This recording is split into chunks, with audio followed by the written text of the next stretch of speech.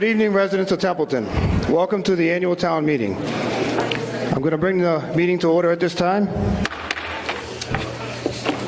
First thing we're going to talk about is safety. As you can tell, when you came in, those two big doors in the back, that's a fire exit. There are fire exits to my left and right, your left and right. If you exit out either one of them doors and go right, it will bring you out to the main entrance where probably most of you came in. But if you go out either one of these side ones, that brings you directly outside. And this one here, there's some more to follow.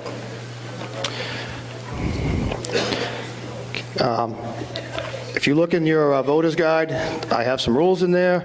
I'm not going to read them all, but tonight I'm going to add an extra rule that for comments and questions, you can come up 3 times for 2 minutes each, please, just to keep things moving. Let's see. If everyone could silence their cell phones and electronic devices so we can have a nice, quiet, orderly meeting, that would be great. At this time, we'll rise and do the Pledge of Allegiance.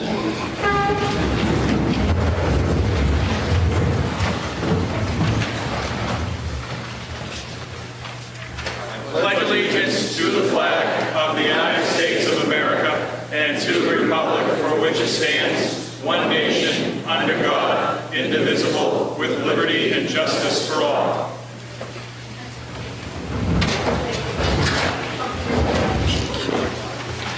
At this time, I'd like to take a moment of silence for any residents that have passed away over the last year. Thank you.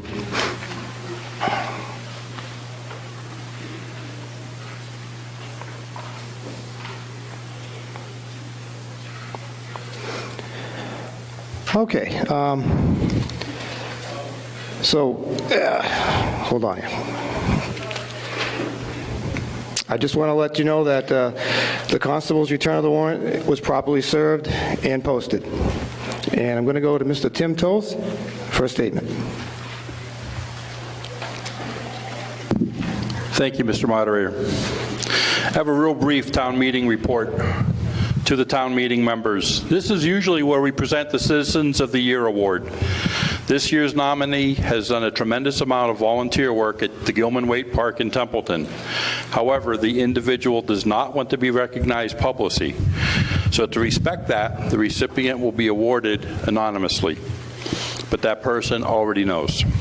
We thank all of our volunteers for the dedication to the town as they help make the community a better place through their efforts. I'd like to share a quick town project update where the select board as well as the town administrator have been working with other boards, committees, commissions, employees, and volunteers. Projects currently in the works: repaving Hamlet Mill Road, a portion of Brooks Road following our pavement management plan. I understand the top coat was put on Hamlet Mill earlier this week. Brooks Road is next. The select board will soon be reviewing Chapter 90 plan, anticipation of another road as well.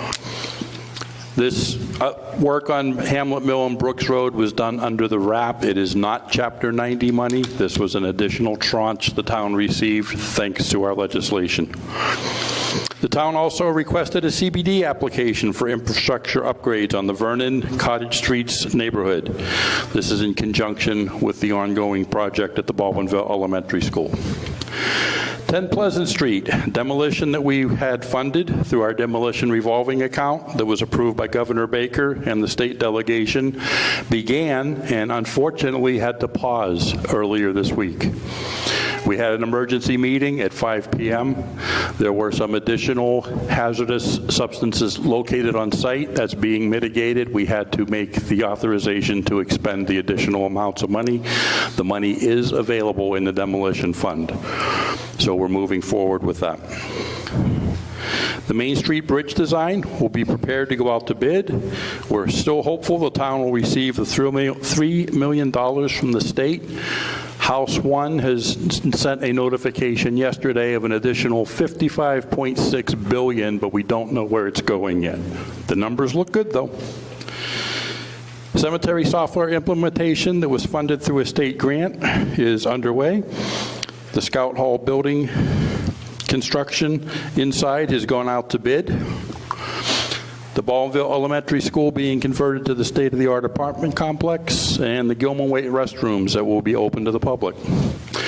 Recently completed, a good portion of South Road as well as the Hospital Road have been repaved. Painting of the trimming at the Boynton Public Library. We opened the River's Edge Conservation Area, and they had to replace a fence over there. Improved signage in the cemeteries and at the Dwelly Farm. The new scoreboard and batting cages have been installed at Gilman Waite. We thank all who donated for these projects.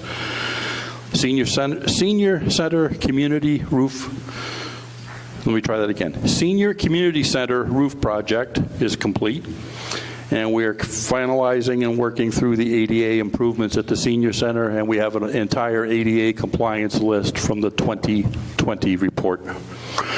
Proud of the financial progress we've made while addressing projects to improve the community. Together, we are making our community a better place to reside, work, and enjoy a good quality of life. Respectfully submitted, Timothy Toth, Chairman, Select Board.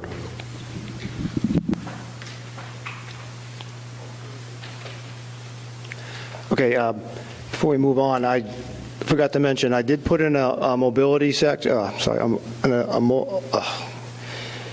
anyone who has a mobility problem or agility problem where you have a sprained ankle or a bad knee, if you're sitting in the sections that are marked, or obviously if you're in a wheelchair, the bump outs are there for you. If you can't get up and down the aisle and you raise your hand, we will bring a mic to you, just so everyone can have a chance at it. All right, at this time, we'll go to Article 1.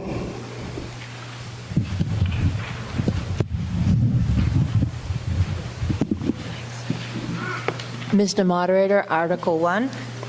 Article 1, payment of late bills submitted by the Select Board, 4/5 vote required.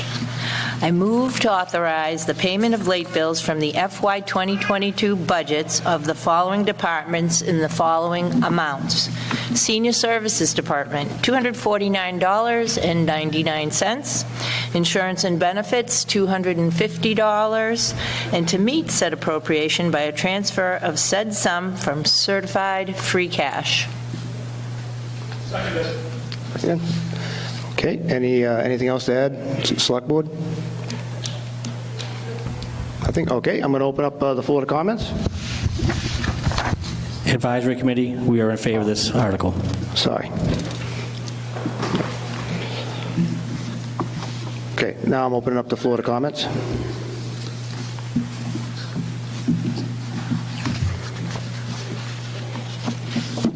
Okay, any comments on Article 1? Going once, going twice. All right, I'm going to call for a vote. All in favor of Article 1, say yes. Yes. Point of order, Mr. Moderator. Yeah, go ahead, please. This requires a 4/5 vote. Yep. The report requires a hand count. All right, you think we should just go directly to hand count? Is that true? Second that. All right, thanks. Okay, we'll go directly to hand count. So all in favor, please raise your hand in this first section.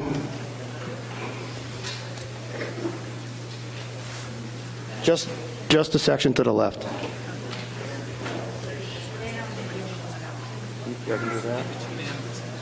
Okay. All right, we're going to do this a little different. I'm being told that I can ask how many no's there are first, and if we don't have any, it passes. So we're switching up a little bit. Are there anyone who's voting no on Article 1? Okay, so yeah.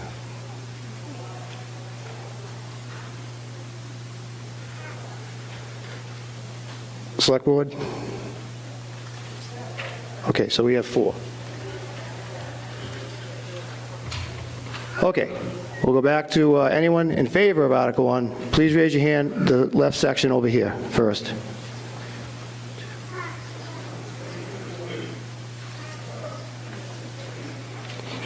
Okay, thank you. The middle section, please.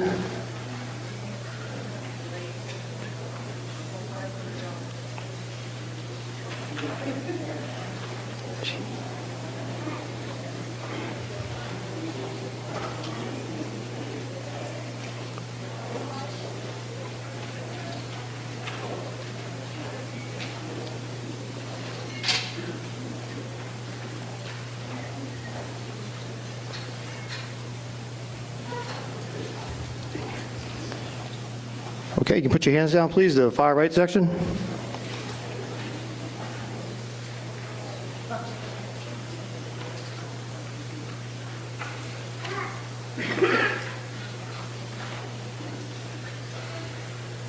Okay, thank you. Select Board? All in favor?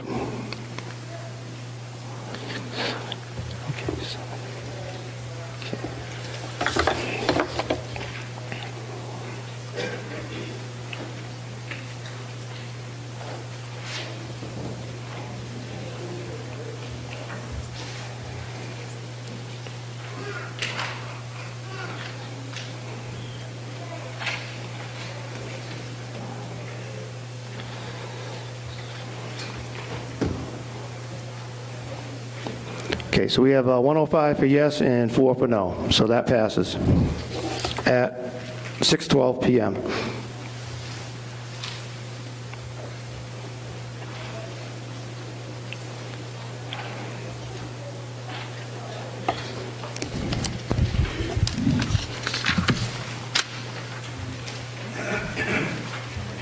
Okay, on to Article 2.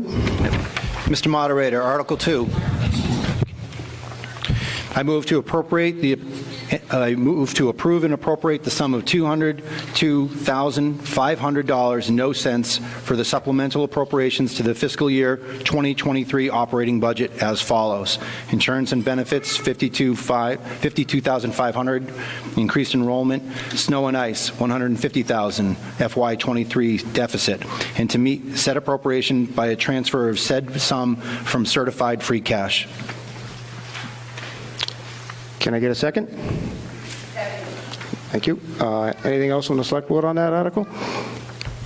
Okay, I'll open up, I'll ask the advisory for their recommendation. Advisory Committee, we are in favor of this article. Okay, thank you. I'll open up the floor to questions or comments. Yeah, go ahead, please. I see that we're moving a lot from free cash. What is the current balance? Current balance. Can anyone answer that? Oh, I'm April Cover, Oh, yeah. Meadowbrook Lane. That's all we got. Yep. I guess I'd like to know the balance of our free cash now and what will be left after this evening. Mr. Moderator, Yep. Adam Lamontagne, Town Administrator. After all these articles are passed, if they all pass this evening, free cash would have a little bit, roughly over $3,000. That would roll into the next, so free cash gets certified the next fiscal year. Okay. Did that help answer your question? Yeah, I just want to make another comment. We're going into the next fiscal year with $3,000 in free cash during a deficit. Okay, thank you. Any other questions or comments?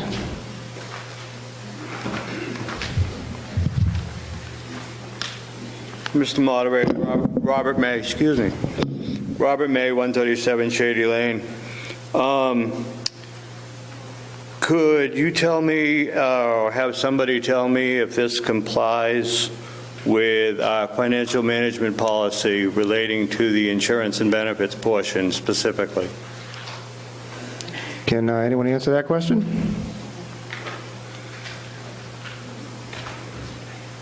And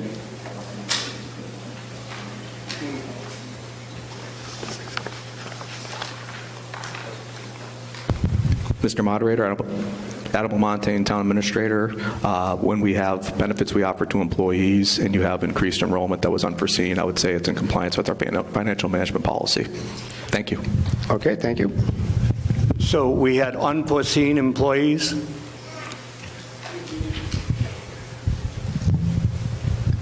If I can, Mr. Moderator? Yes, please, go ahead. We've added more full-time firefighter paramedics, and we had employees that jumped from their spouse's plan to our plan. I'm not going to get into anything further than that. So obviously the enrollment has went up. Thank you. Okay, does that help you answer your question? That part, yes. So, excuse me, one more question. My 2 minutes, I believe, is still rolling. Sure, go ahead. $52,500 added to the present insurance and benefits. If I'm not mistaken, increases this year's total about $240,000 or so. And looking at the present budget, you're increasing it for next year about $50,000 above that. Is that going to be sufficient, or are we looking at doing this again with free cash like snow and ice next year? Thank you.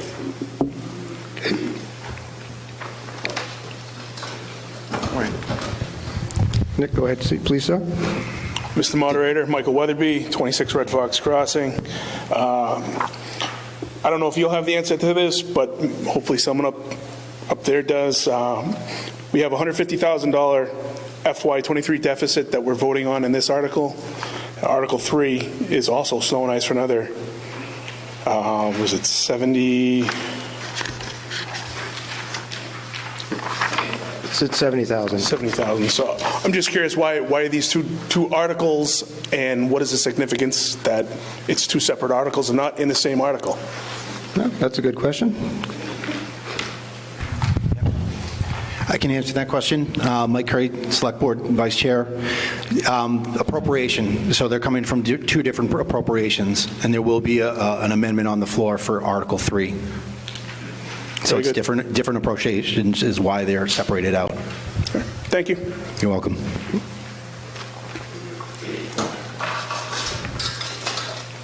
Any other questions or comments on Article 2? Okay. Going once, going twice. Okay, we're going to vote on Article 2. All in favor of Article 2, say yes. Yes. All opposed, say no. No. Okay, that article passed at 617.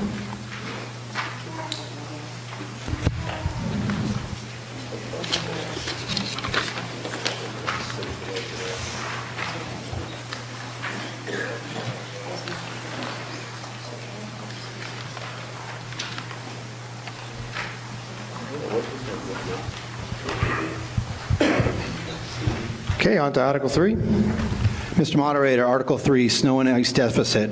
I move to transfer the sum of $70,000 and no cents or any lower sum from the Operations Stabilization Fund to close the FY 2023 deficit for snow and ice removal.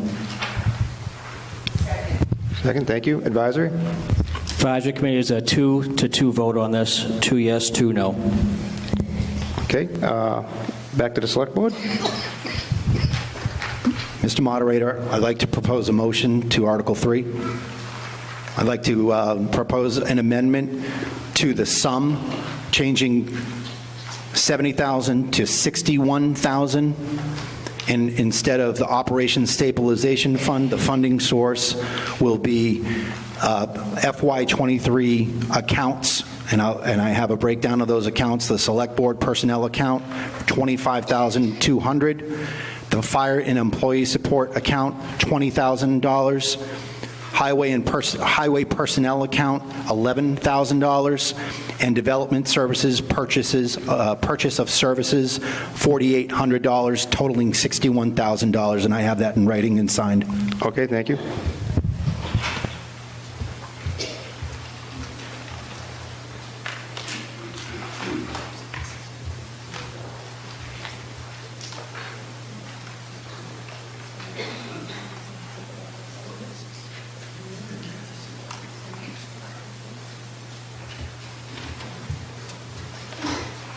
Okay, the motion on the floor is what Mike just read, and because the money's not coming, it's coming out of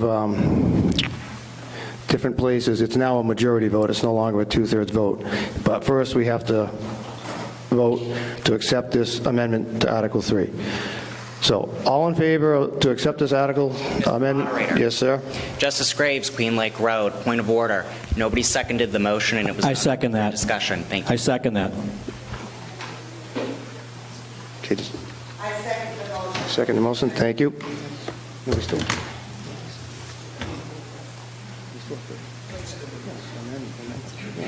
So I thought, all right, so now we're going to vote on it. Now, if you want to accept the changes, say yes. Yeah, we're voting. We're voting on the amendment to Article 3. So if you want to accept the changes, please vote yes. Yes. Okay. If you don't want them, vote no.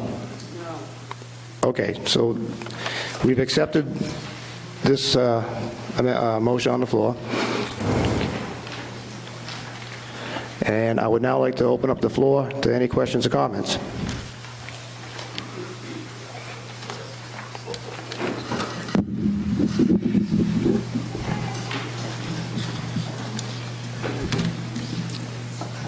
Hang on.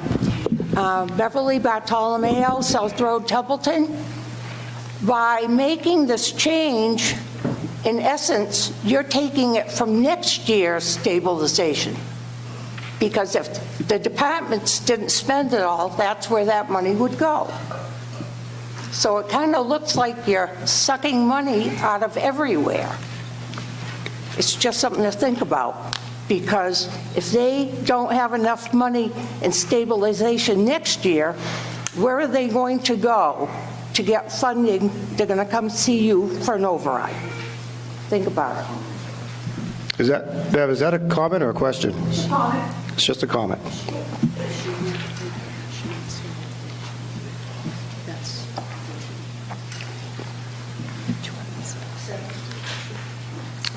Okay. Any more questions or comments on Article 3? The amended motion? Okay, going once, going twice, we're going to go to vote. All in favor of the the motion amended to Article 3, say yes? Yes. All opposed, say no? No. Okay, that amended motion passed at 6:22.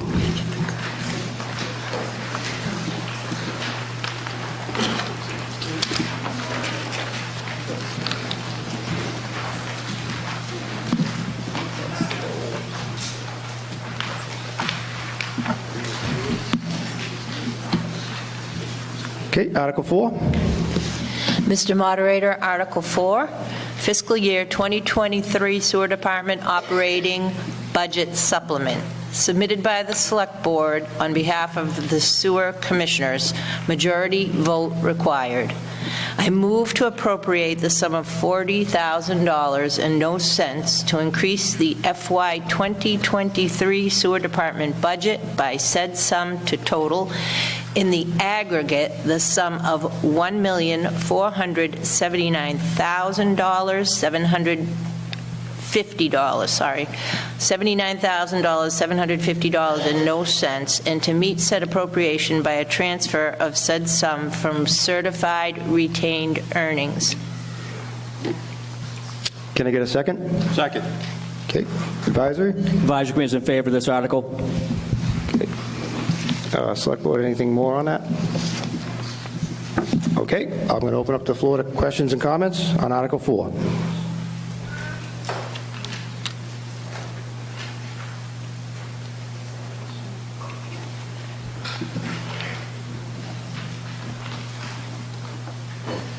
Okay, questions and comments on Article 4, going once, twice, 3 times. We're going to go to vote.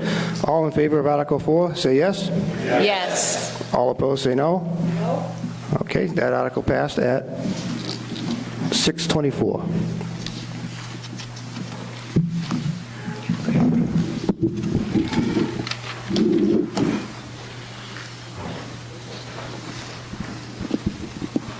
Article 5. Mr. Moderator, Article 5. Amend Community Services Revolving Fund, submitted by the Select Board, a majority vote required.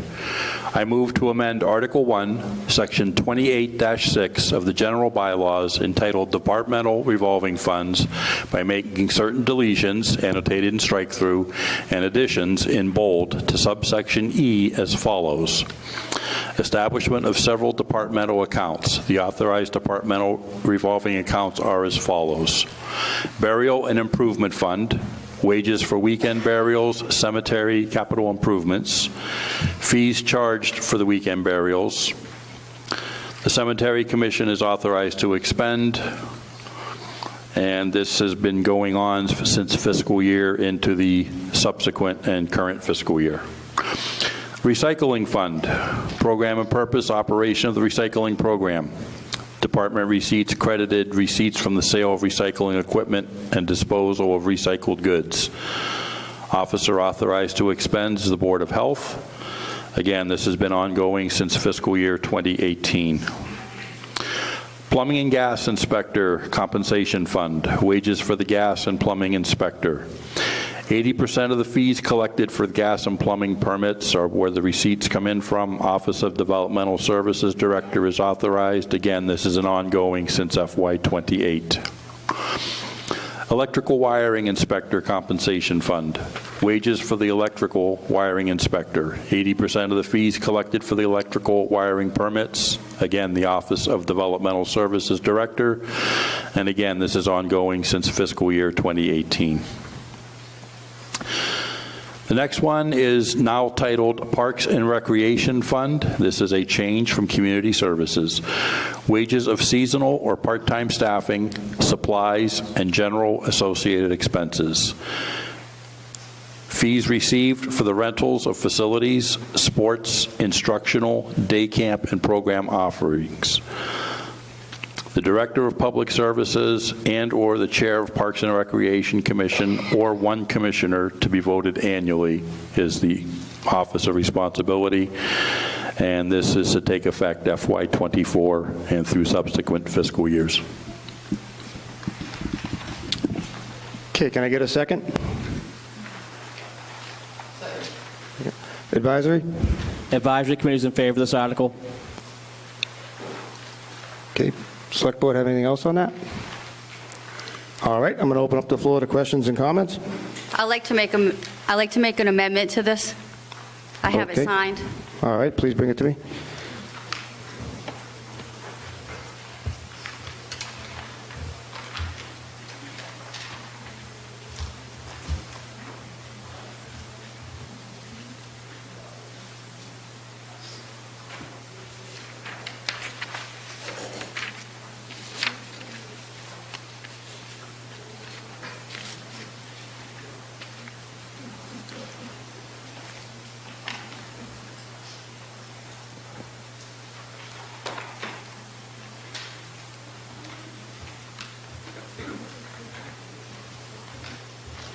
Okay, if you could please state your name and your address, and you can.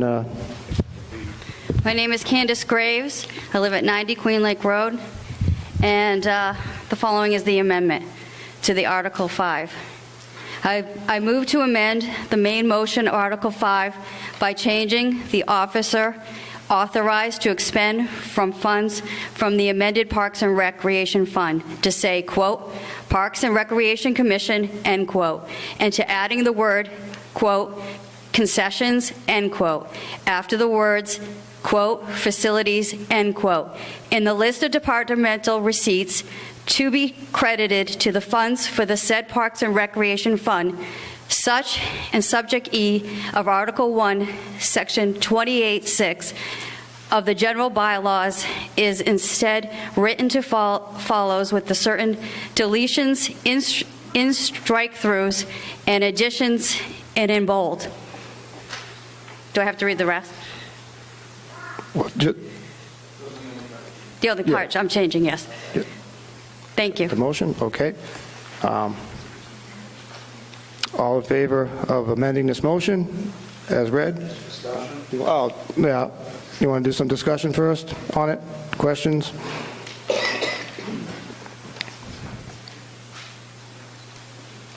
Could you put that in layman's terms? What all that meant? So basically, the section where it says, where you see the part where it says how all these people can be in charge of it, what we're saying is the only one that's in charge of it is Parks and Recreation Commission. This account is all the fees that we take in for all our sports, and on Monday night we passed policies that actually govern this account.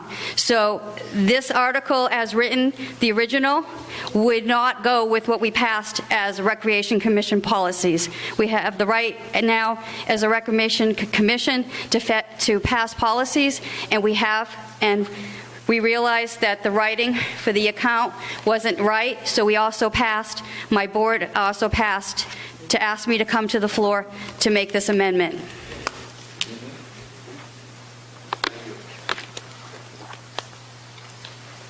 Okay, any further discussion before we go to vote on it? Mr. Moderator, if I might, could I get a answer to this? Name and street, please. Name and street. Oh, Robert May, 137 Shady Lane. Hello. Sorry. Do you want a copy? I just wanted to clarify for myself and others if there was any question as to, this basically separates Parks and Recreation from another department of any kind more permanently, more completely. This account is controlled by Parks and Rec. We take in all the funds. This is all the fees for softball to basketball, so forth and so on. That's the only thing that goes into this account. Or the concession stand money goes into this account. So what we're saying is, this is our account, Parks and Rec Commission. We control the account. And in our policies that we passed on Monday night, when it talks about having other departments help us, so we have provisions that the last man standing, even without a quorum, the bills get paid. So in our policies that we passed Monday night, it talks about all the way to the part that come July, if I don't have a quorum, it talks about how the chair before from the year prior continues on until a vote can be changed. We go all the way to the last man standing on the board, and then there's a provision in it also to take care of, to go to the select board. So if Parks and Recreation does not have a commission or any members left from the year before, it will go back automatically to the select board. So we've making provisions for all of that on Monday night. Thank you very much. You're welcome. I'm clear. Thank you. Good. Yes, please. April Cover, Meadowbrook Lane. Candace, I think that's great. Safeguarding your funds.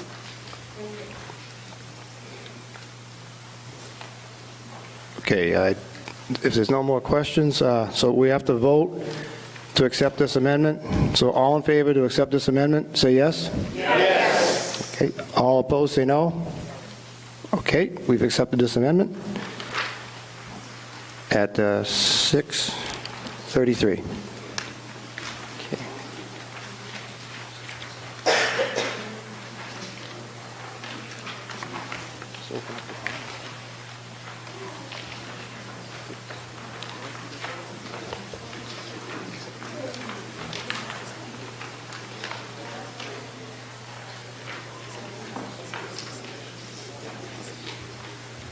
All right, does anyone else want to discuss anything on the main motion?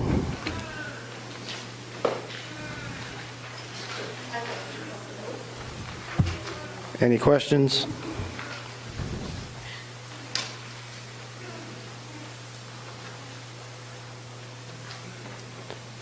Okay, we'll go to vote on Article 5. All in favor, say yes. Yes. All opposed, say no. Okay, that passed unanimously at 6:34.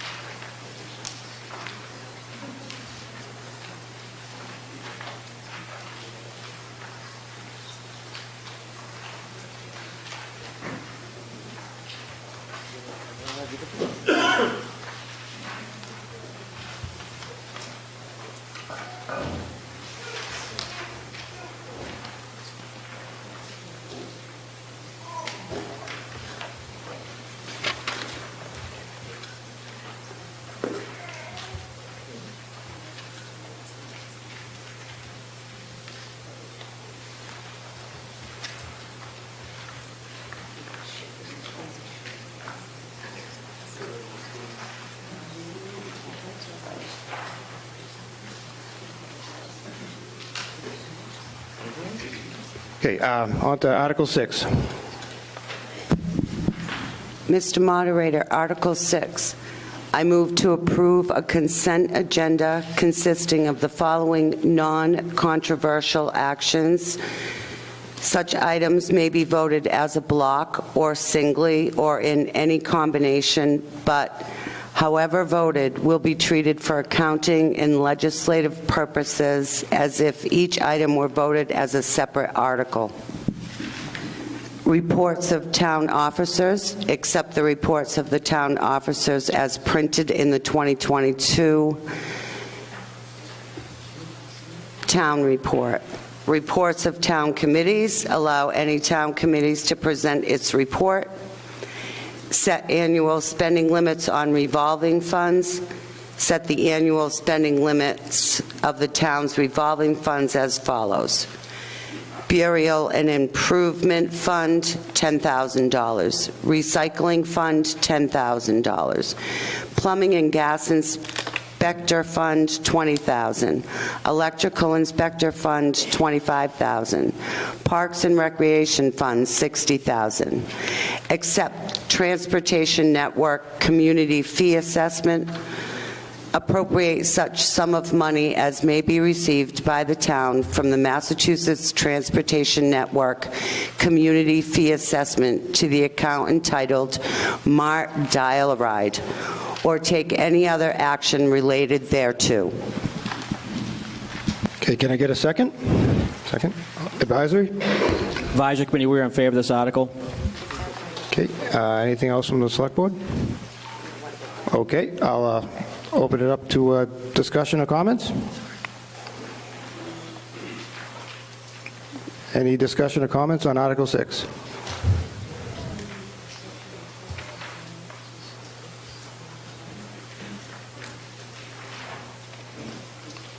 Okay, going once, twice, three times. We'll go to vote. All in favor of Article 6, say yes. Yes. All opposed, say no. No. Okay, thank you. That article passed at 6:37.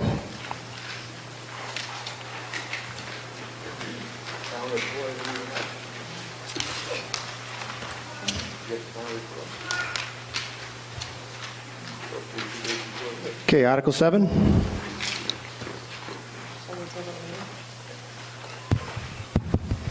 Mr. Moderator, Article 7.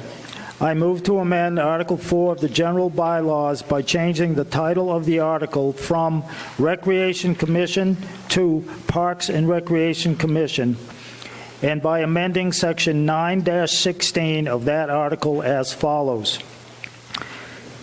Membership, appointment, and terms. Remove vacancies. Eliminate that entire paragraph to replace with reference Chapter 311 of the Acts of 2022. Second. Second. Advisory? Advisory Committee, we're in favor of this article. Does the Select Board have anything else to say on it? No? Okay. All right. I'll open up the floor to comments, questions on Article 7.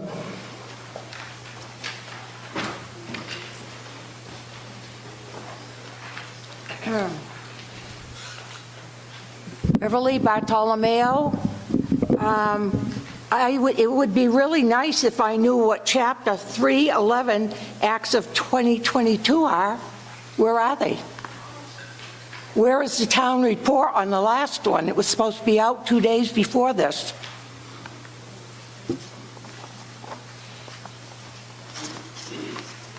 Does anyone have an answer on that, or anything on Chapter 311?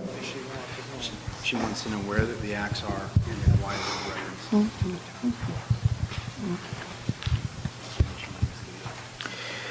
The Chapter 11, 311 of the Acts of 2022 is the special legislation that was passed at previous town meeting. And it defines the powers and authority of the Parks Commission under the Mass General Laws. Okay. Where's the town report? The annual town report? I didn't get a copy. I don't know if the annual town report has anything to do with Article 7. Are you asking about the town report? I'm asking about both of them. I want to know where the annual town report is. The article before this referenced it, and I usually get a copy. I don't have one. Yeah. Mike Curry, Vice Chair for the Select Board. So as Jeff said, it was a special legislation passed based on our last town meeting that created Parks and Recreation. And the second part of your question about the town report, the 2022 report, I know has been on the street for well over a month. Really? Yes, yes, ma'am. It is on the town website. It was circulated through town email. If it is ATA in-house, can I confirm that the town, that the 2022, yes. The annual town report's a book? Yes, ma'am. Okay. Well, I'll have to find one then. Okay.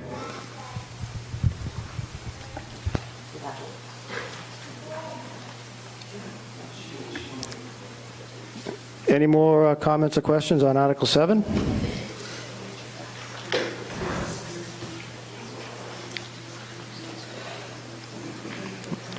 Okay, going once, going twice, so we're going to go to vote. All in favor of Article 7, say yes. Yes. All opposed, say no. Okay, that article passed unanimously at 6:41.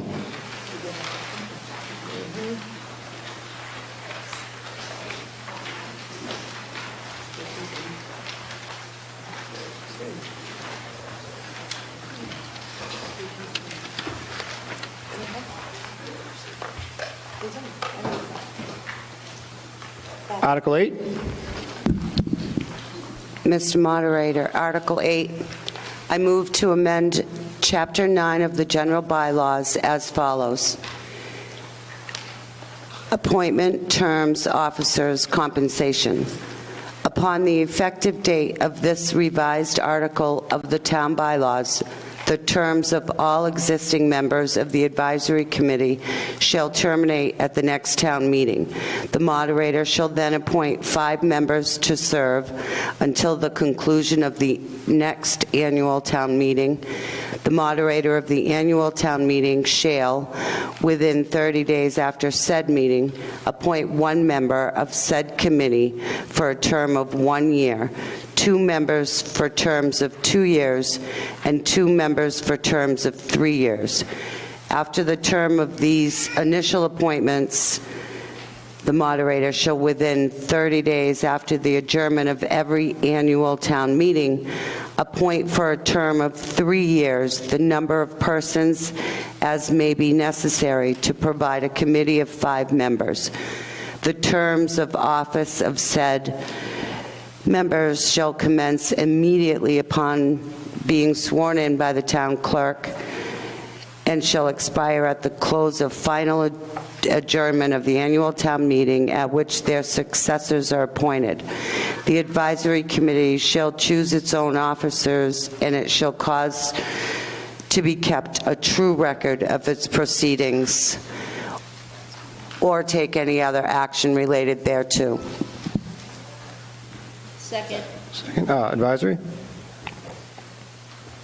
Advisory Committee is in favor of this article. Okay, anything from the select board? Okay. I'll open up the floor to discussion on Article 8. Any questions, comments?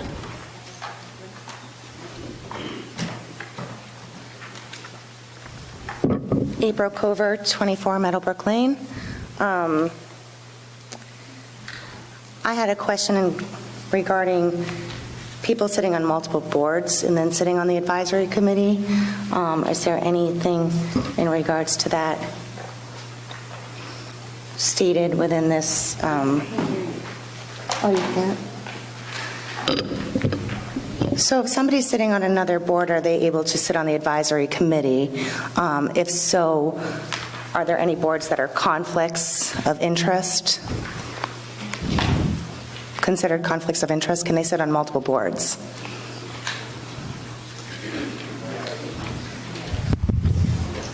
Mr. Moderator, can...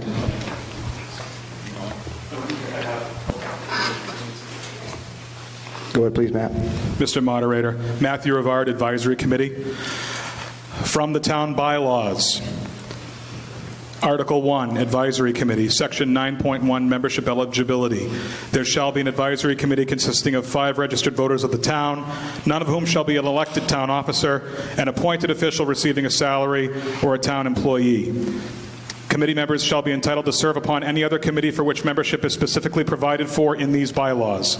In addition, members may serve on temporary ad hoc committees convened for a single purpose, such as screening of applications for employment or appointment and examination of policy when such bodies will be dissolved upon the completion of their work. Okay, and I do have another question. Have we incorporated something in regards to individuals violating ethics policies from sitting on the board? Does anyone have an answer on that?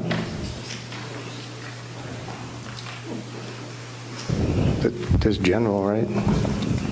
Please, Matt. Mr. Moderator, Matthew Rivard, Advisory Committee. Again, looking at the, I have the bylaws online in front of me, and no, there is nothing in the bylaws stating that someone who has a violation of the ethics committee from the ethics committee cannot serve on the advisory committee. Okay, so they can violate something, be fined for it, and continue to sit on our advisory committee.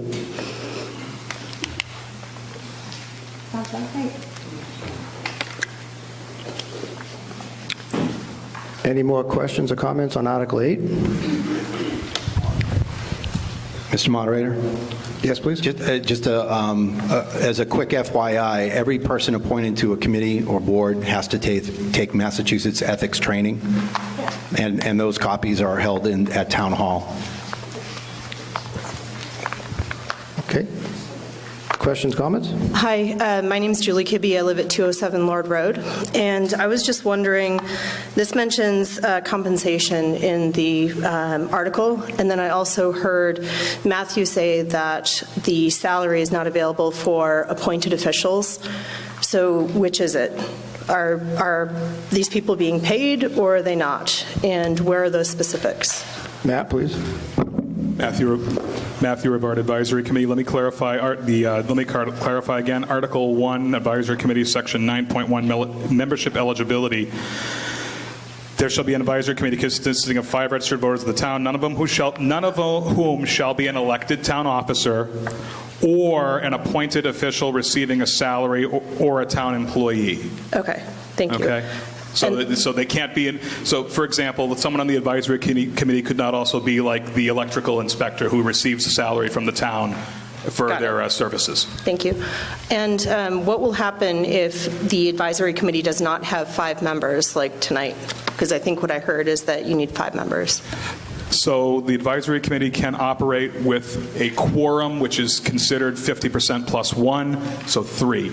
As long as there are 3 members appointed to the advisory committee, the committee can operate. Okay. And if I understand this correctly, he is the one who gets to choose who is going to sit on the advisory committee? For the first 30 days after town election, yes. Then that moves to the, then after that it goes to the select board is the appointing authority after that. So somebody would need to volunteer and then be appointed by the select board? Somebody would have to submit their committee interest form for the first 30 days it would go to the moderator. After that it would go to the advisory committee, and then those authorities would make the appointment. Thank you. You're welcome. And just so everyone is aware, at the end of this meeting, the 3 gentlemen have emailed me, and they are going to, and I'm reappointing them, and as soon as the meeting ends, they're going to come up on stage and be sworn in per the bylaw.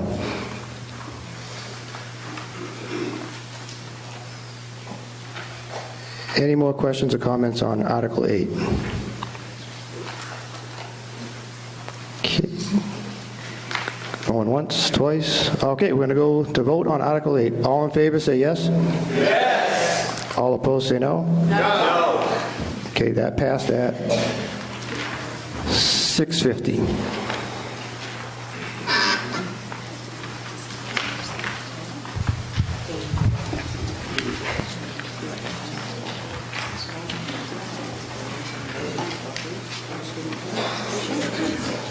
Article 9.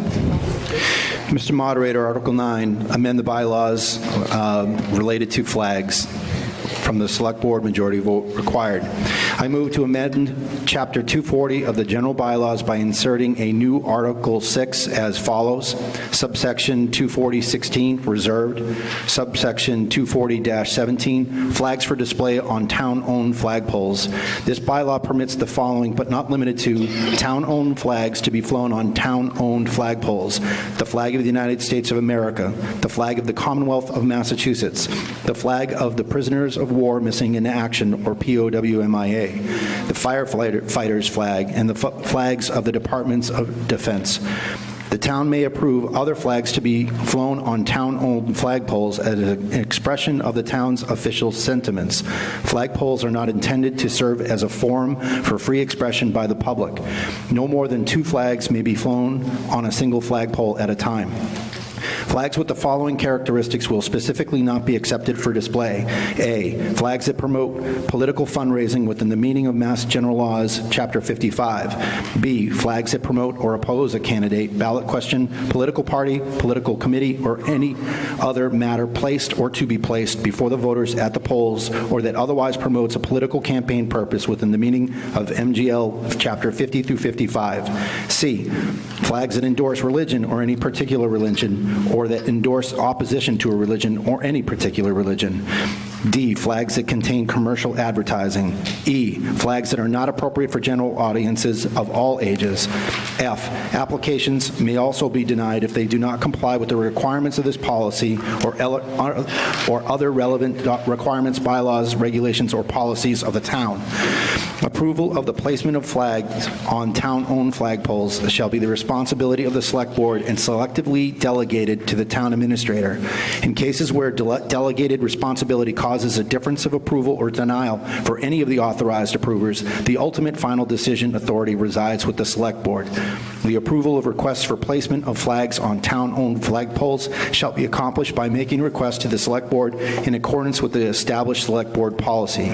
A record of approvals and denials shall be kept in the Select Board and Town Administrator's municipal offices. Subsection 240-18, reserved, or any action related to thereto. Can I get a second? Advisory? Advisory Committee, we're in favor of this article. Okay. Select Board have anything else on it? No? Okay. You do, Mike?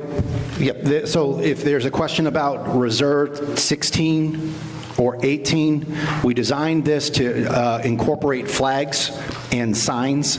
The signs language did not make it in time for legal sufficiency review before the annual town meeting. The public can expect that there will be a signs bylaw and authority lines within 16 and 18 at the fall town meeting.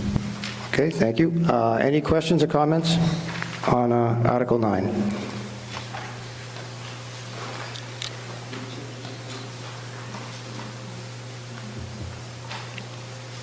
Okay, questions on Article 9? Going once, twice?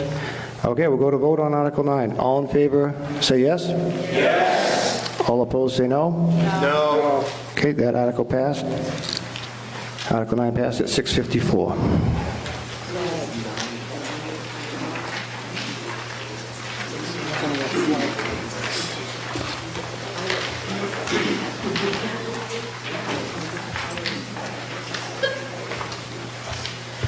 Article 10.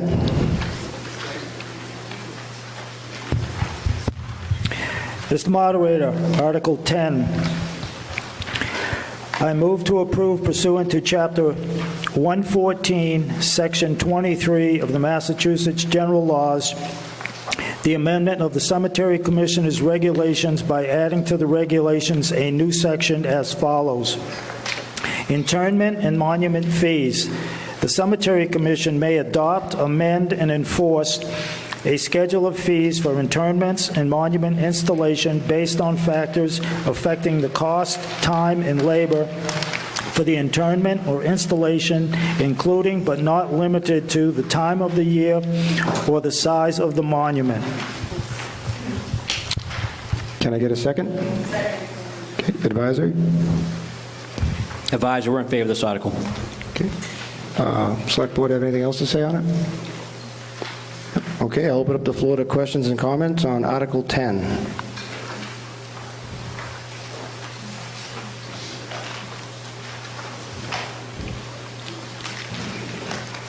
Go ahead, please.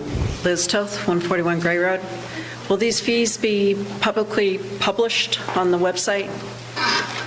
Excuse me, hold on one second. Anyone got an answer? Yeah, actually, let me... No problem. You got time. They're not there now, so. Right, so Joe Salata, Cemetery Commission Chairperson. So to answer your question, when you actually purchase a plot from us, it breaks down plot fees. So they will be available. And essentially what this addresses, as it's stated in the article, things like winter burials. Winter burials take added manpower, cost of materials. So as a board, we're evaluating fee structures for that maybe need to be assessed. We've actually done some research of other cemetery boards around. So for example, winter burials, it can take, usually it's about a 2-hour time frame for our group to set the foundations and things like that. But in the case of like a heavy winter, if you've got, say, 3 or 4 feet of snow and you've got to go down 3 feet, it could potentially double and triple the amount of time. So we're just assessing that. The other component that I would mention is the majority of improvements. There's some significant projects that are coming up, and taking a look at, as I mentioned earlier in the articles, putting Mr. signage Moderator, out there and things like that. Excuse me. Yeah, go ahead. He didn't answer the question. I think I actually... No, you... So I think she was looking for money, and you don't have it yet. Is that what I get? Excuse me? I said she's looking for a money amount. Yeah, they will be published. Hasn't been voted on yet. Is there going to be a set money amount? Yeah, And it sounds like there isn't. It sounds like it depends upon the day, the week, the month. Today, maybe 2 hours worth of work. Tomorrow, maybe 3 hours worth of work. And when a person is grieving, it's not going. It doesn't sound like it's going to be set. It's really, because you're rambling all over the place. So is it going to be set? Is there going to be a set fee saying this time of the year this amount? This time of the year there will this be amount? there will be a set fee based upon evaluations we get from our team. So things like, as I mentioned before, you've got permafrost. It'll be publicly published. Yeah. That was my question. It'll be available. Thank you. That was it. Sure. Okay, thank you. Any other questions? Are there any other questions on Article 10? Well, we have the chair up here to answer them. I don't have any questions, but I'd just like to make a comment. Okay, go ahead, please. April Cover, Meadowbrook Lane. I think it's ridiculous that here he is talking about fees. You have an article where there's fees going to be implied. However, they're not educating you. We're here once again talking about a budget. We don't have an annual report. The numbers don't match. I'm standing up here trying to educate you people, but none of you care. You're all going to vote yes, and the reason being is because you're town employees. You stacked this meeting, and it's not fair, and I think it's ridiculous that our conversations aren't being taken into consideration. So we've had 135% increase in our taxes in the last 5 years, so I know I'm not getting a 53% raise every year, so I wish you all the best in the future. I'm going to see my way out of here. Okay. Any questions or comments on Article 10?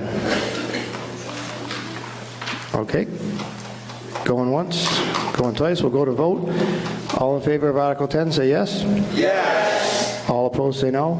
No. Okay, that article passed at 6:59.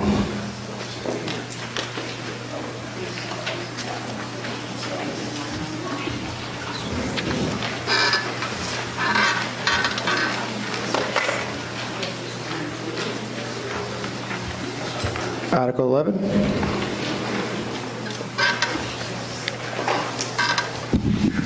Mr. Moderator, Article 11, funding community preservation accounts submitted by the Select Board on behalf of the Community Preservation Committee. Majority vote is required. I move to approve the sum of $510,000 and no cents for several accounts on the Community Preservation Committee as recommended by the Community Preservation Committee as follows. Administrative account, amount $25,500, 5% of their total. Historic Resources Reserve, $51,000, 10% of the total. Community Housing Reserve, $51,000, 10% of the total.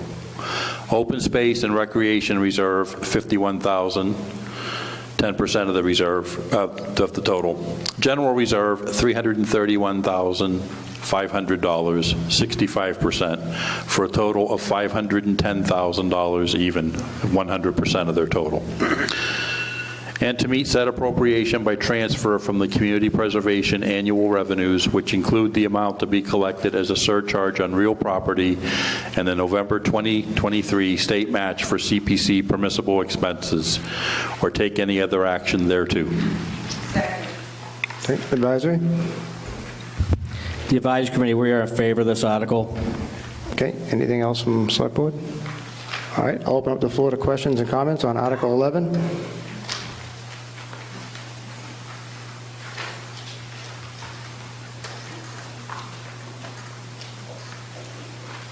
Okay, any questions on Article 11? Going once, going twice. We're going to go to vote on Article 11. All in favor say yes. Yes. All opposed say no. No. Okay, that Article 11 passed at 7:01.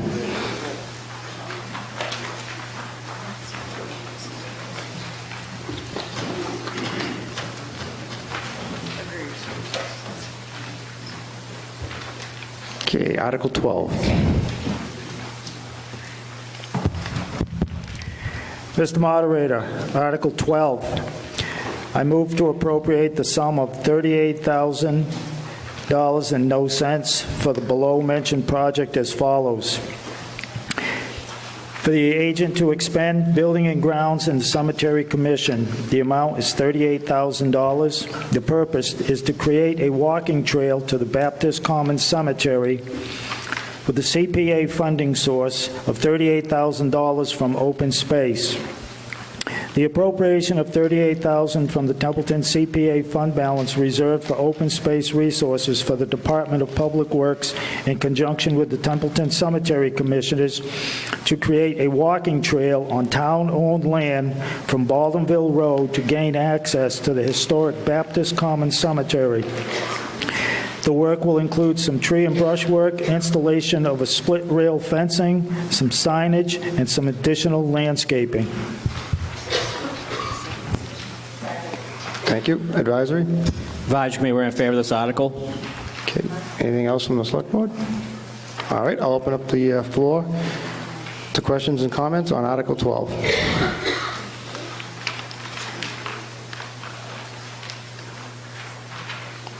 Okay, questions and comments on Article 12, going once, twice. All right, we're going to go to vote. All in favor of Article 12, say yes. Yes. All opposed, say no. No. Okay, this article passed. Article 12 passed at 7:03.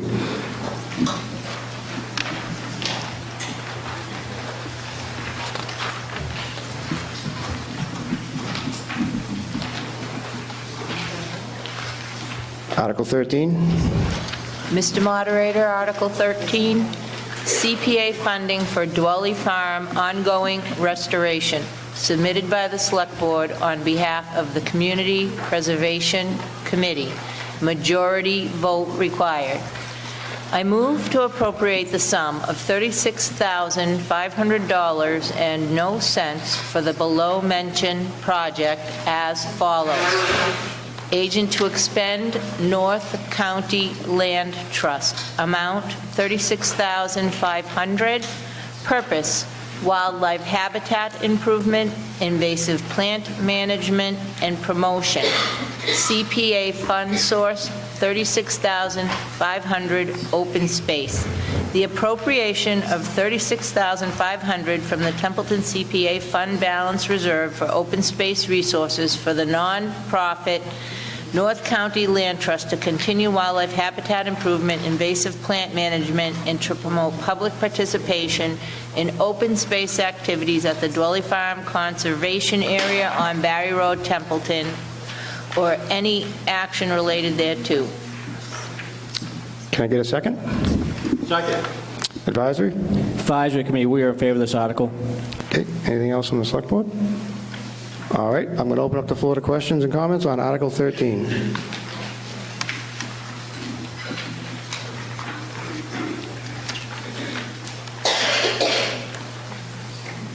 I'll go with this lady first, please. Virginia Strahan, 100 Highland Avenue. A question. In Article 11, we appropriated $51,000 for Community Preservation Committee projects. When I add up Article 12, that's $38,000. And then in Article 13, that's $36,000. That's more than the $51,000 appropriated in Article 11 for open space. So I'm wondering, where is this money coming from? Is it not just the money from Article 11, or is there other sources of money? Because that's more than these two accounts are more than the amount authorized in Article 11. Okay, hold on. I believe I see Mr. Henshaw. He is, unless he's, do you want to do it, Mike? Okay. Okay. Ma'am, thank you for that question. Mike Curry, Vice Chair for the Select Board. The town accountant is pulling up the amount right now, but the fact for that is that there is already a balance in there. So it's money that gets added to that. Okay, so there's enough to cover. That is correct, ma'am. Thank you very much. Thank you. Okay. Go ahead, please. Liz Toth, 141 Gray Road. So I drive by Dwelly Farms every day. And and I'm fully in favor of everything about the conservation and everything else. My question is that when this was originally put together, there was a promise that there would be wildflowers in that field that they built. No wildflowers have shown up. It's all grass, and nothing has been done. So if we vote in favor of this tonight, what is our guarantee that whatever the organization here is, the North County Land Trust, is going to do what they said? Because what I've seen so far is they promise wildflowers and there are no wildflowers. Hey, does anyone have an answer on that? I do. Do you have an answer? Go ahead, please. Hi, Carrie Novak, 186 Partridgeville Road. I am on the CPC committee, but I'm also a board member for the North County Land. Sorry, troubled my voice tonight. With the North County Land Trust. If you walk onto the cleared area, you in fact will see wildflowers. There's lupin. There's a whole array of wildflowers. They take a while to get started and to remain. I know they're there because I actually donate hundreds and hundreds of dollars worth of wildflowers every year.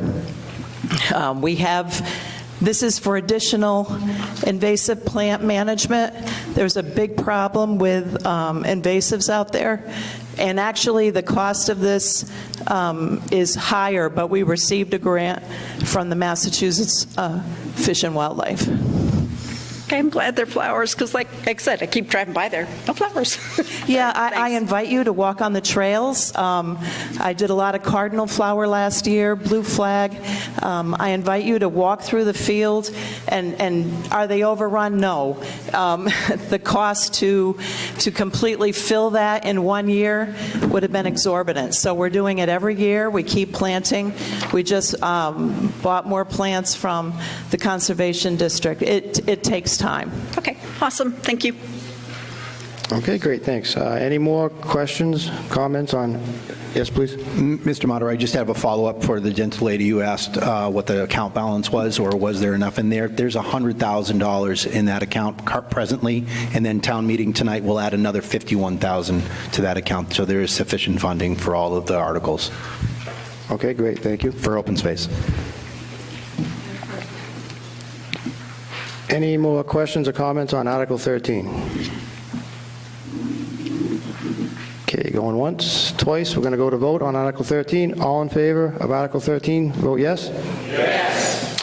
All opposed, say no. Okay, that article passed. Article 13 passed at 7:10.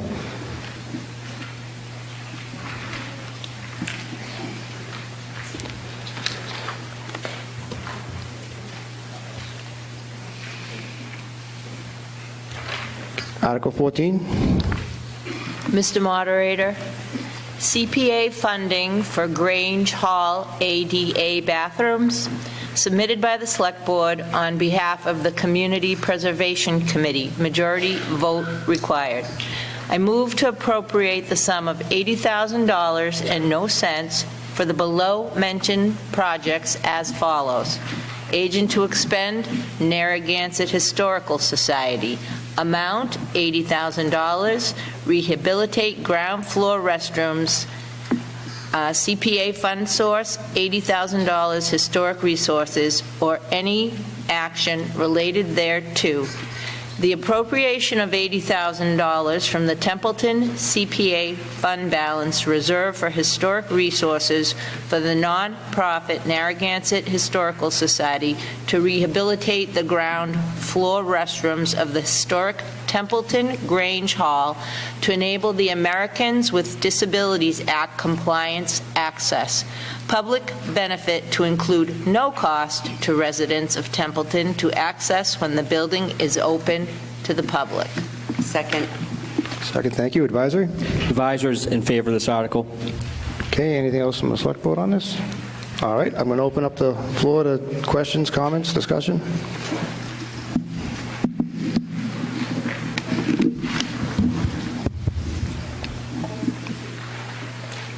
Beverly Bartolomeo, South Road, Templeton.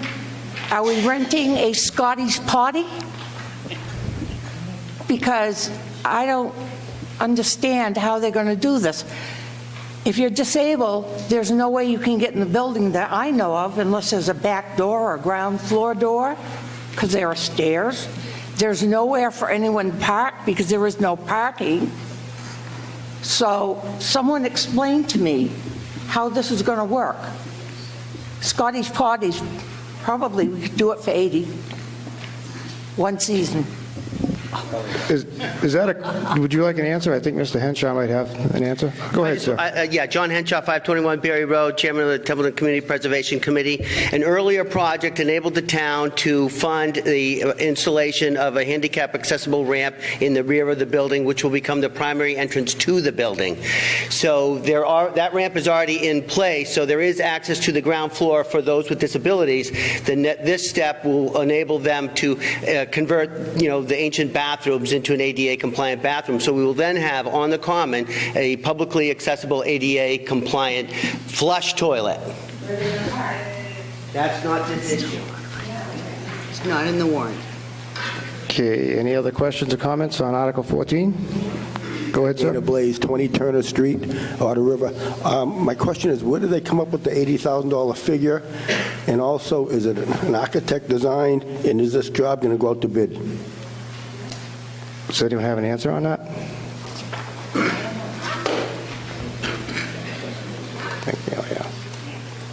Go ahead, please, sir. John Henshaw, 521 Berry Road. We have the Narragansett Historical Society as a nonprofit organization has worked with the consultant to develop plans that enable them to bring up to estimate the costs for this project. This will not be required to be within the Chapter 30B procurement as it's funding to an external source. So the procurement goes through the Historical Society. If there are interested parties looking to do the work, they could be engaged in the process, but it's different than a straight municipal funding of a construction project. Thank you. Okay, did that help answer your question, sir? A little bit, good. All right, any more questions or comments on Article 14? Okay, Article 14. Going once, twice. All right, we're going to vote on Article 14. All in favor say yes. Yes. All opposed say no. Okay, Article 14 passed at 7:14.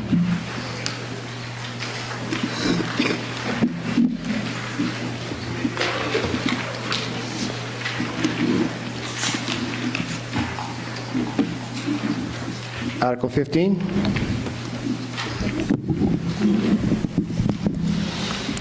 Mr. Moderator, Article 15, CPA funding for Town Hall cupola preservation restoration, submitted by the Select Board on behalf of the Community Preservation Committee.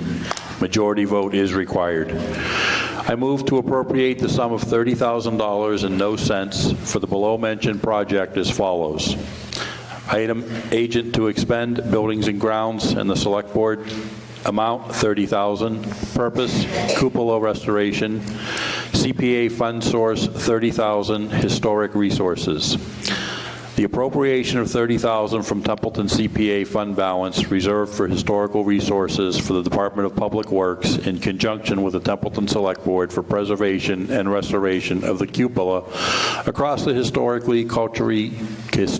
culturally significant town hall building in East Templeton, or take any other action thereto. Advisory? The advisory committee is in favor of this article. Okay, anything else from the select board? All right, I'll open up the floor to questions and comments on Article 15.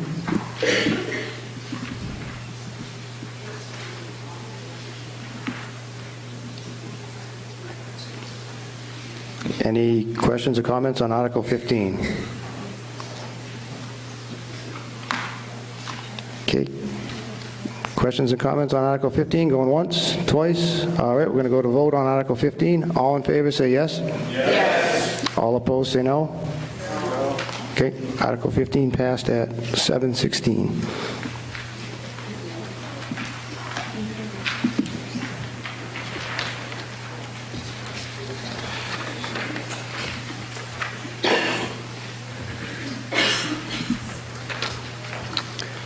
Article 16.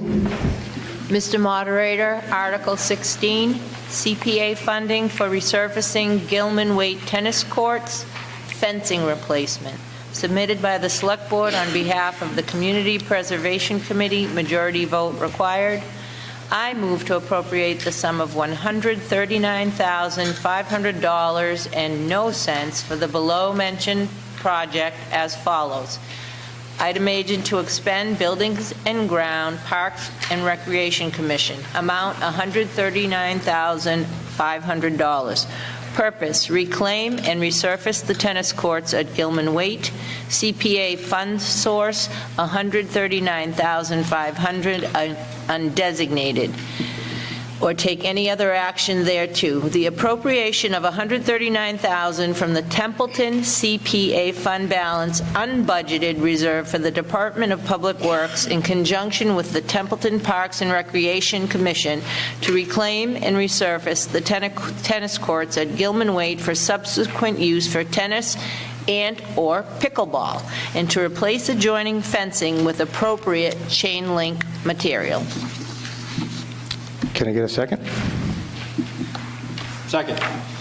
Advisory? Advisory committee, we're in favor of this article. Okay, anything else from the select board? All right, I'll open up the floor to questions, comments on Article 16.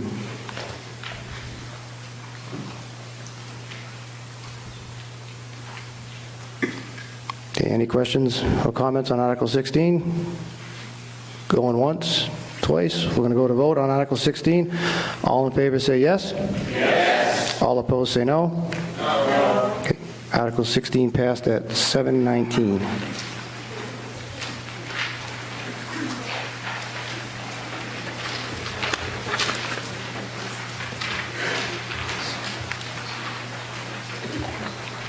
Article 17.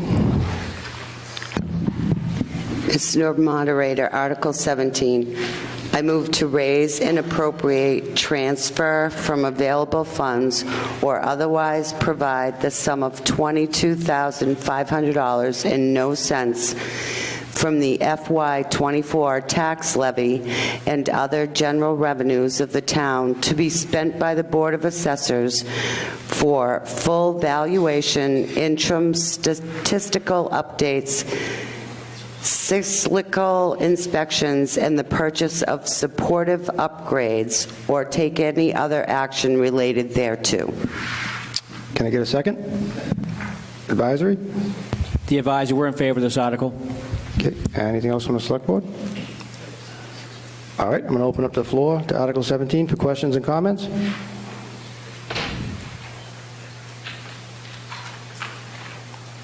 Okay, questions and comments on Article 17, going once, twice? All right, we're going to go to vote on Article 17. All in favor say yes. Yes. All opposed say no. No. Okay, this article passed, Article 17 passed at 7:20.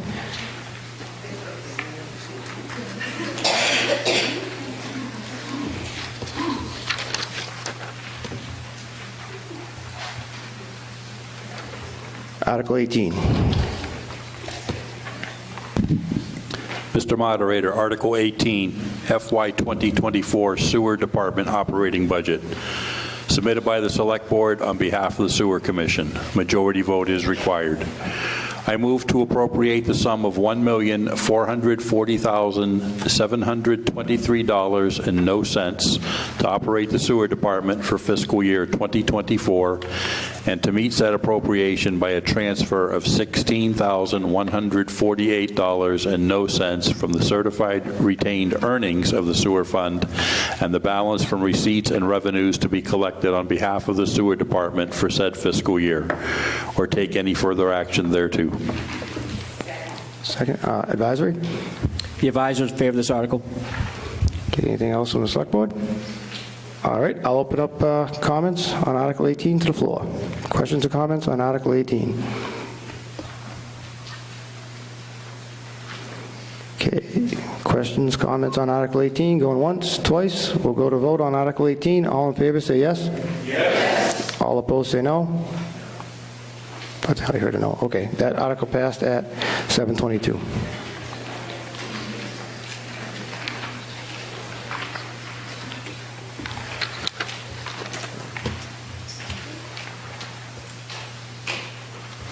Article 19.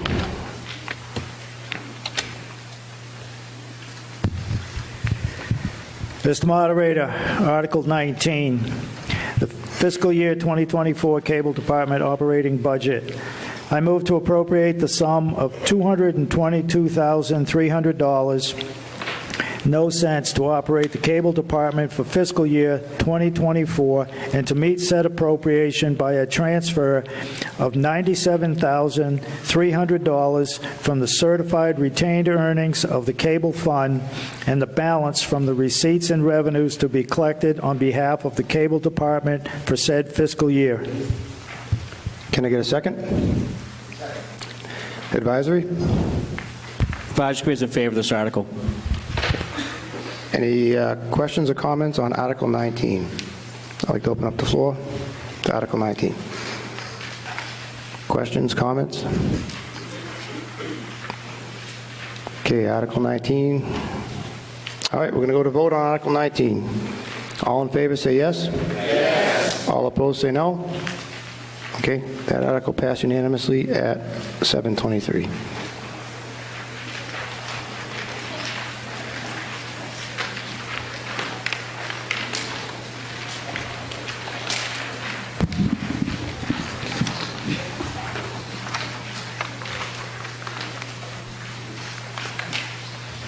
Article 20. Mr. Moderator, Article 20. I move in accord with Mass General Law, Chapter 41, 108, to fix or maintain the salaries of certain elected officials for fiscal year 2024 as follows. Town Clerk, $72,000 yearly. Select Board each, $3,750 yearly. Moderator, $500 yearly. Water Commissioner each, $2,550 yearly, paid for by an enterprise. Sewer Commission each, $3,000 yearly, paid for by an enterprise. And Light Commissioners each, $2,550 yearly, paid for by the Light Department. Can I get a second? Advisory?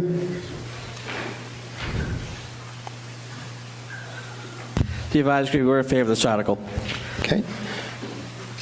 I'd like to open up the floor on Article 20. Questions or comments on Article 20?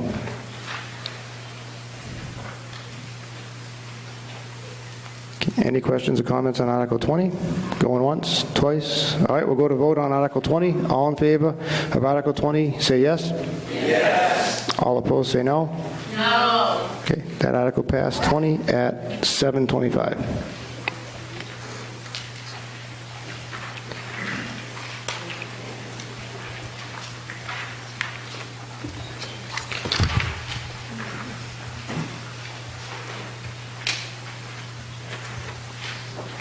Article 21. Mr. Moderator, Article 21, funding for ambulance department operations, submitted by the Select Board, and there is a majority vote required.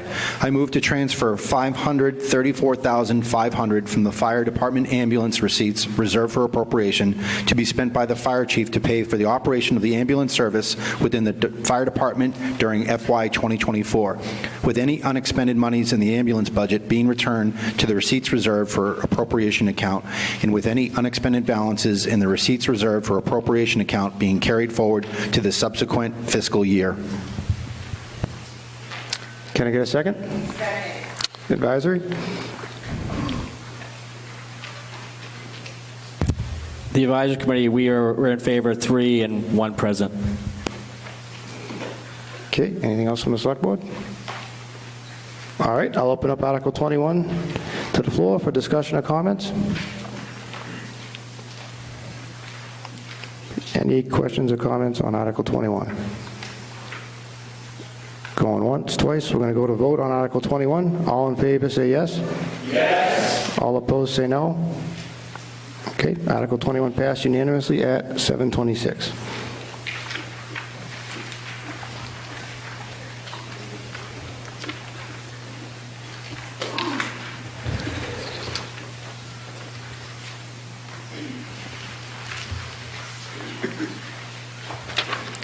Article 22.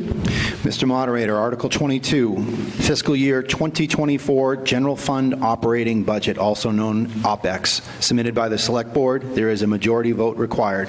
I move to raise and appropriate the sum of $10,423,968 for the operations of general government for fiscal year 2024. Subsequently, Select Board, $39,237. Advisory Committee, $50,000. Town Accountant, $180,500. Assessor, $113,850. Treasurer Collector, $164,800. IT and Communications, $120,000. Town Clerk, $133,500. Police and Dispatch, $1,578,000. Fire, $822,000. Emergency Management, $1,750. Development Services, $207,750. Highway Department, $829,453. Buildings and Grounds, $386,175. Snow and Ice, $148,750. Parks and Recreation, $50,511. Veteran Services, $121,099. Senior Services, $144,220. Library, $91,275. Historical and Cultural, $1,750. Debt Service, $2,128,348. Insurance and Benefits, $2,760,000 for a grand total of $10,423,968. This contains reserve transferable by Select Board for merit and equity raises for non-union personnel and CBAs. Also contains Mass General Law of Chapter 40, Subsection 6, reserve transferable by Advisory Committee for emergency or unforeseen expenditures. Second.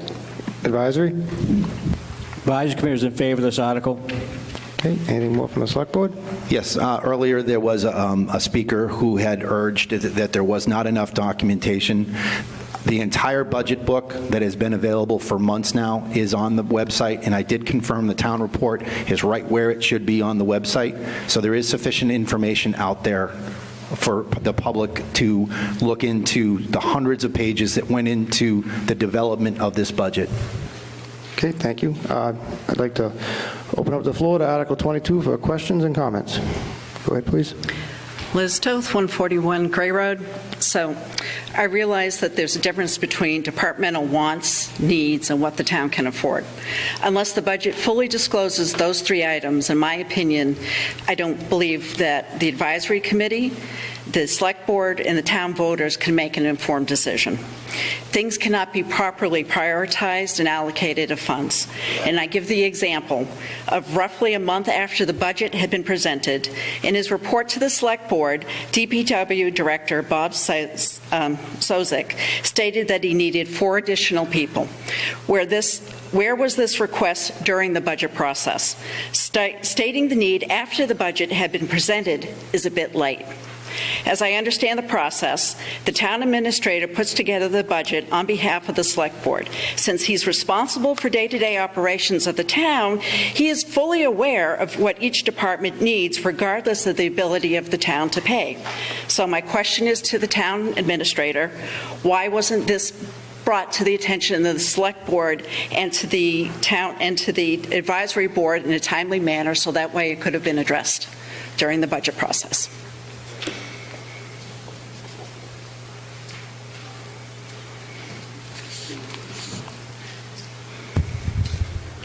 Mr. Moderator? Yeah, go ahead, please, Adam.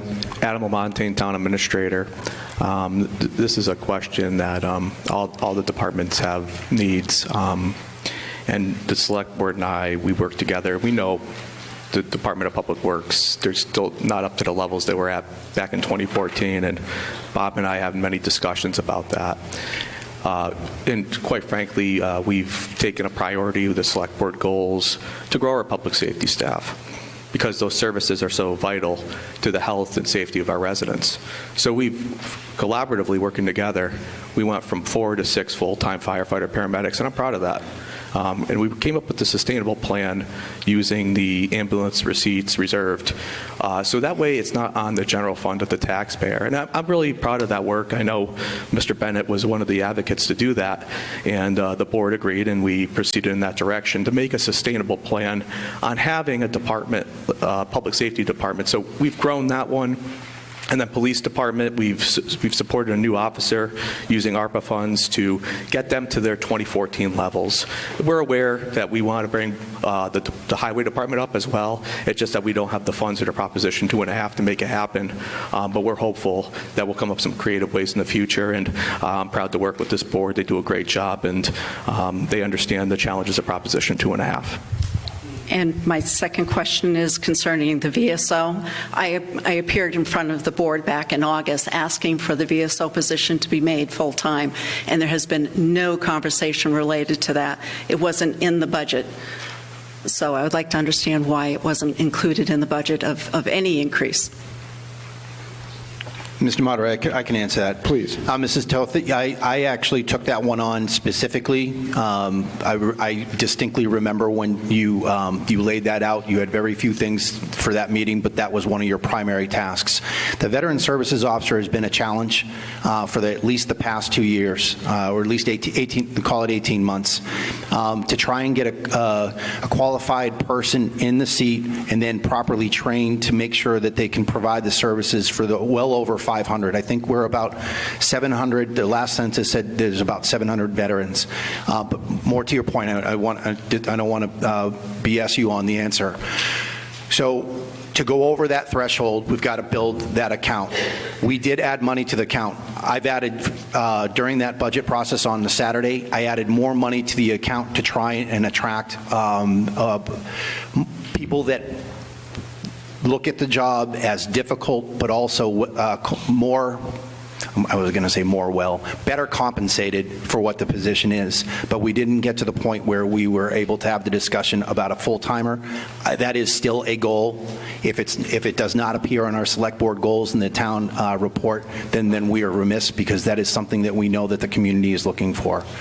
Hopefully that's a good enough answer. We are working on it. I did increase that budget line item to try and attract people that will stay in the position, and we can have some consistency over time. Thank you. You're welcome. Any more questions or comments on Article 22?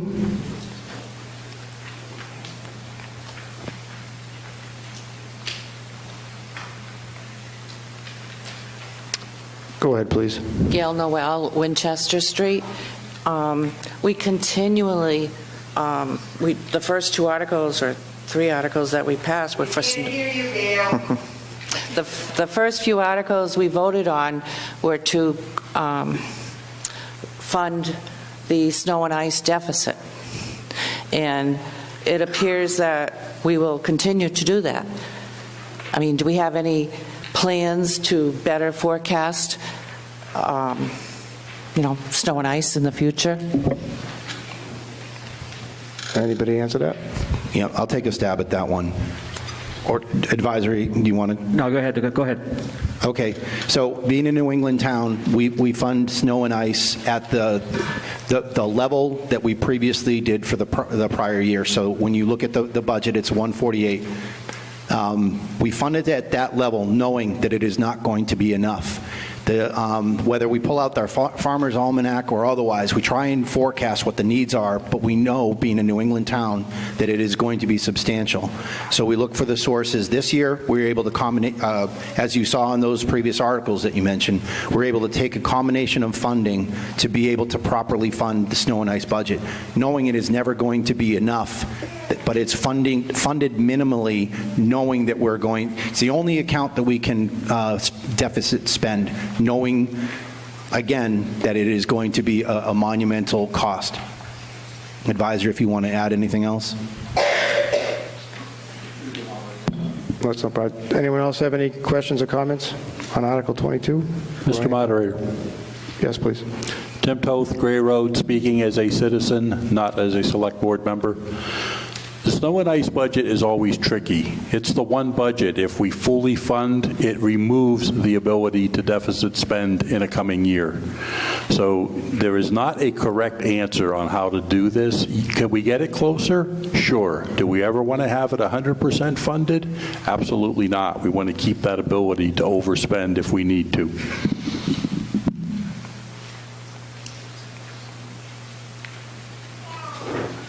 Okay. Any more questions or comments on Article 22? Okay. Going once, going twice. We're going to go to vote on Article 20. Yeah. Okay. Yeah. Go ahead, please. I just wanted to clarify also, I understand the concern of it not being enough because the DOR requires us that whatever we fund snow and ice at, you can never go below that. So if we feel that we raise that, let's say to have $300,000, which is usually what we spend, we will never be able to lower that budget. So that's the reason that we keep it at a low amount and do the deficit spending, because once it's at a high number, you can never lower that number. So that just was why it always stays lower.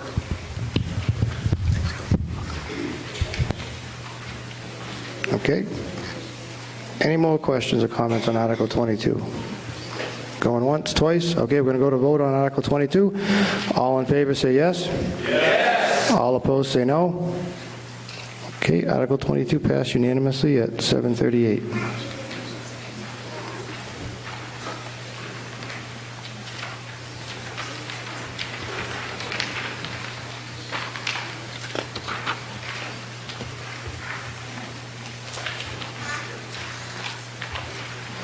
Article 23.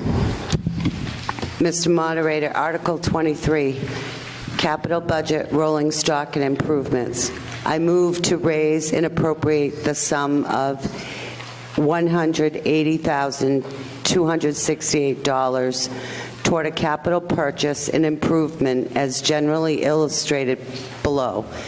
DPW Building and Grounds Truck Swap Loader, and to meet said appropriation by a transfer of $180,268.00 from certified free cash, or to take any other action related thereto. Can I get a second? Thank you. Advisory? The advisor is in favor of this article. Anything else from the select board? Okay, I'll open up the floor to Article 23 for questions or comments.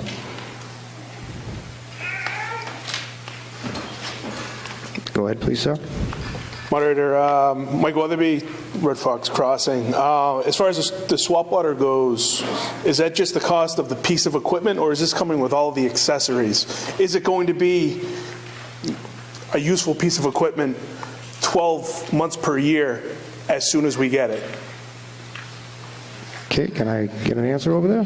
Mr. Moderator, Bob Sozik, Director of Public Services. Yes, this will have a few attachments with it. The leaf box, the dump body, and we do have a sander unit for it that we were going to convert to it as well. Okay, does that answer your question, sir? Yes, sir. Thank you. Thank you, excellent. Any more questions on Article 22? Questions, comments? Article 23, I'm sorry. All right, we're going to go to vote on Article 23. All in favor say yes. Yes. All opposed say no. Okay, that article passed unanimously at 741.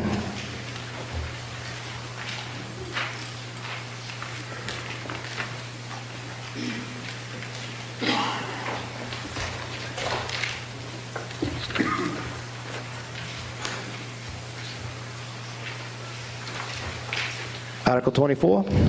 Yes, Mr. Moderator, Article 24, fiscal year 2024 capital funded through CapEx, submitted by the Select Board, 2/3 vote required.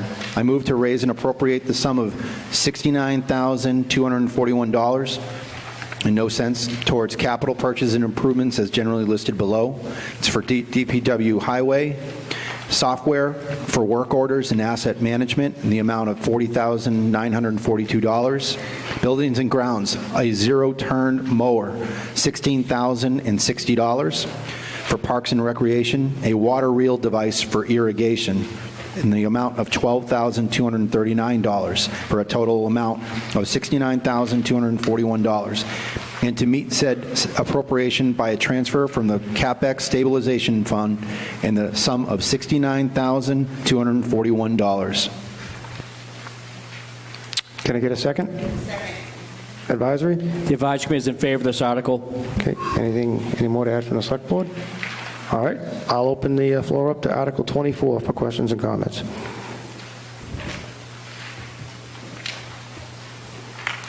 Questions and comments on Article 24? Going once, twice? Okay, we're going to go to vote on Article 24. All in favor say yes. Yes. All opposed say no. Okay, Article 24 passed unanimously at 742.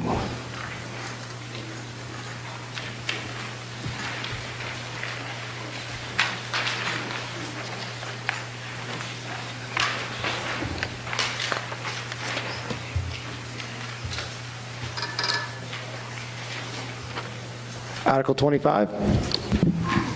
Mr. Moderator, Article 25. I move to raise and appropriate the sum of $21,430 toward a program of special articles as generally illustrated below.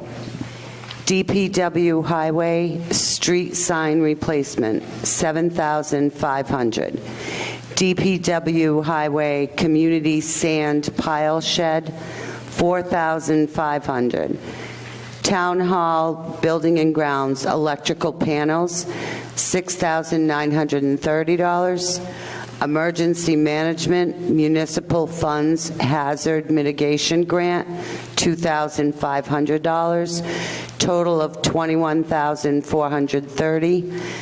And to meet said appropriation by a transfer of $21,430 from certified free cash. Can I get a second? Advisory? The Advisory Committee is in favor of this article. Anything more to add from the Select Board? Okay, I'll open up Article 25 to the floor for any questions or comments. Okay, questions or comments on Article 25? Going once, twice. We're going to go to vote on Article 25. All in favor, say yes. Yes. All opposed, say no. Okay, Article 25 passed unanimously at 744.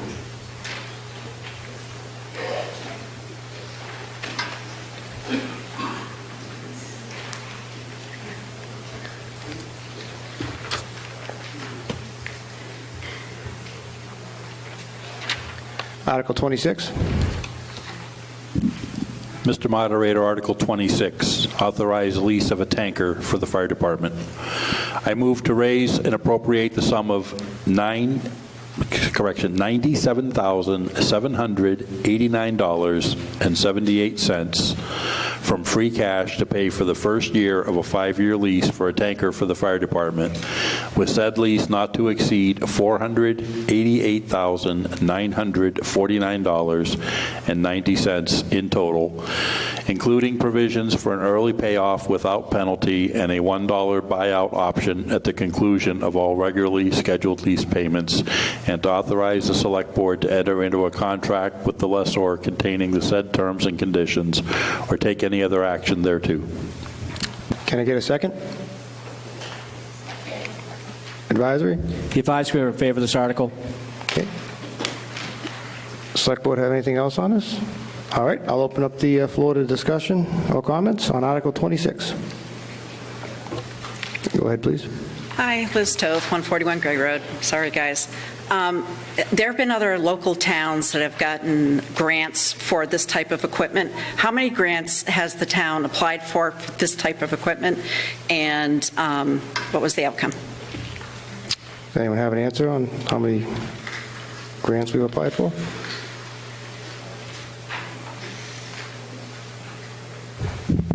Is Chief Dickey in the audience? There he is. There he is. Yeah.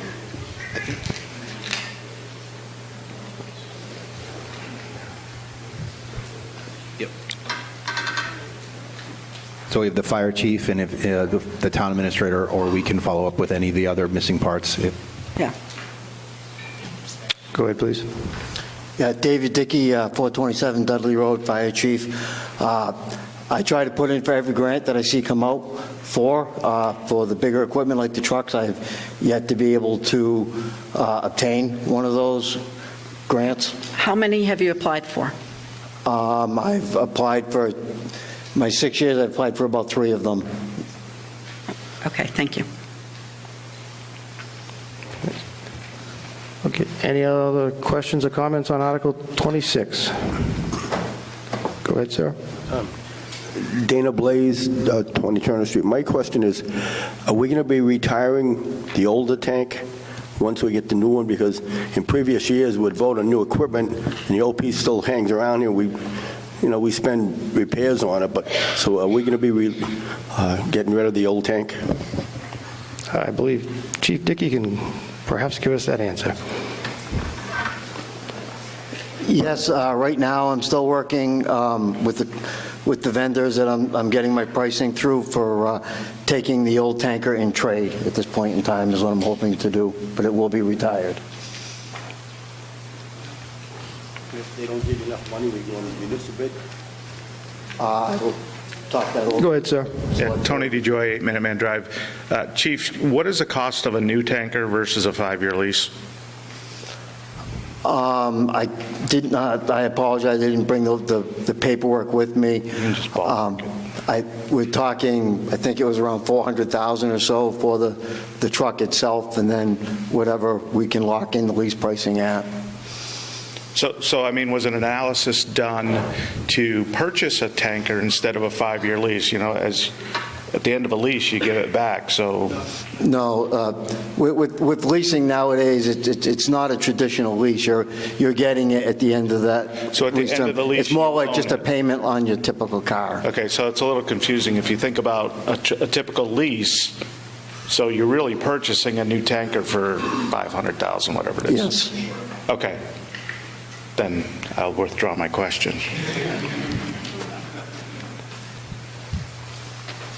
Mr. Moderator? Yes, please. One of the other questions about the grants, I just want to say that rather than throwing the burden on all the department heads, what we did this in 23 and forward into 24, we have put on the street a employment search for a grant writer. We are trying to hire a full-time grant writer for the town so that we can go after all of the grant opportunities. So we have one person singularly focused on the grant opportunities that exist out there. We have not been successful hiring. we've added money, and this budget actually adds money to that position as a more of a draw for people looking for full-time employment to do that. But it is something that we're comprehensively trying to address with all of the funding opportunities that are out there. And another clarification for Mr. DeJoy's question is the capital none further. Okay, thank you for that. Any more questions or comments on Article 26? Going once, twice, we're going to go to vote on Article 26. All in favor say yes. Yes. All opposed say no. Okay, Article 26 passed unanimously at 7:50.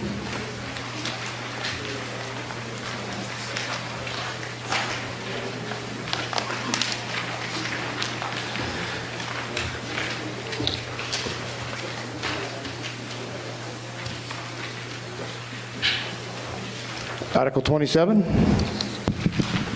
Mr. Moderator, Article 27. I move to raise and appropriate the sum of $588,189 as the amount assessed upon the town for the fiscal year 2024 assessment by the Montezut Regional Vocational Technical School District for the purposes of educating and transporting the town's enrolled students and capital and debt expenses provided. However, that any stated amount shall be reduced to any lesser amount which shall subsequently be certified by the school committee and certified to the town for fiscal year 2024. Can I get a second?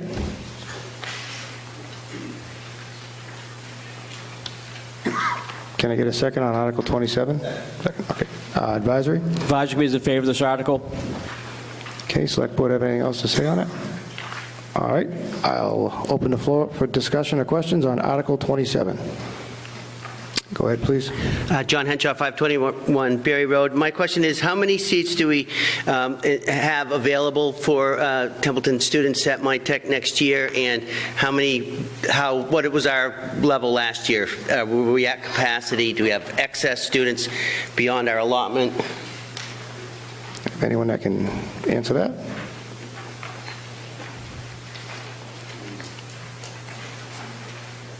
Evening, folks. Tom Brown, superintendent at Monty Tech, not a resident of Templeton. The current projection for the foundation enrollment for students from Templeton will be 83 students for next year. The quota, I didn't bring that number, but I would estimate it to be around 25 or so students, 25 students for the incoming freshman class.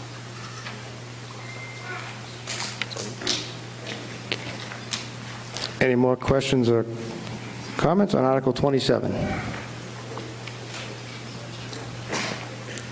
Okay, Article 27, questions or comments? Going once, twice. We'll go to vote on Article 27. All in favor say yes. Yes. All opposed say no. No. Okay, Article 27 passed at 7:53.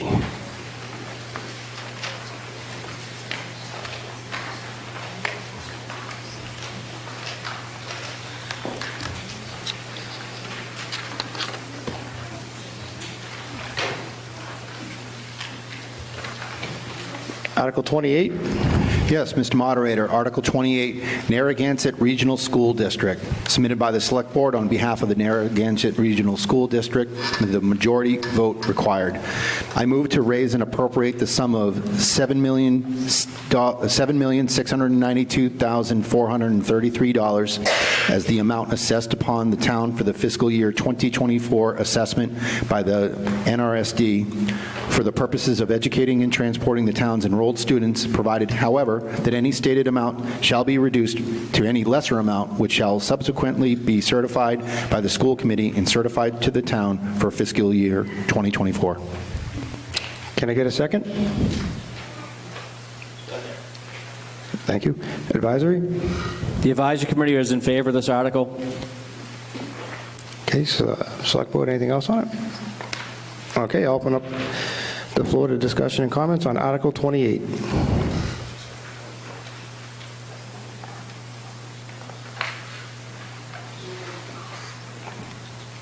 All right, discussions or comments on Article 28? Going once, twice. We'll go to vote on Article 28. All in favor of Article 28, say yes. Yes. All opposed, say no. Okay, Article 28 passed unanimously at 7:55.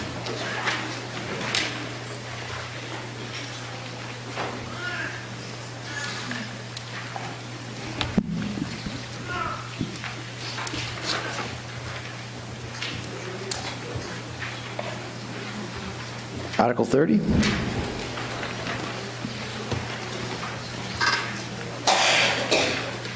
Mr. Moderator, point of order, Article 29. Yes. What's your point of order? Did I skip it?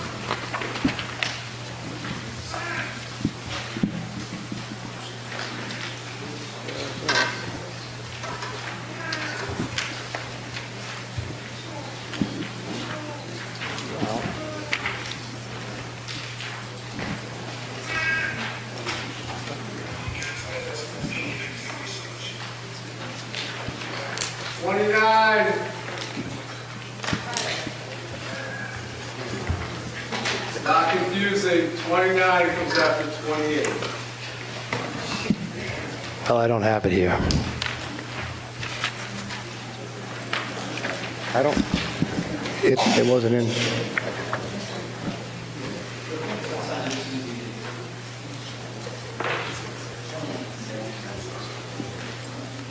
I have Article 29. I will give you the signed motion at the end of the reading. If that's acceptable to you, Mr. Moderator. I didn't quite hear you, Tim. I don't have Article 29 over here. Okay, I have it in writing. We'll bring it to you. Okay, thank you. Article 29, amending the Narragansett Regional School District Agreement, submitted by the Select Board on behalf of the NRSD School Committee. I move to approve the amendments of the Narragansett Regional School District Agreement as recommended and approved by the Regional School District Committee, or take any other further actions thereto. I will draw to your attention in your voter's guide in the appendix. It starts right after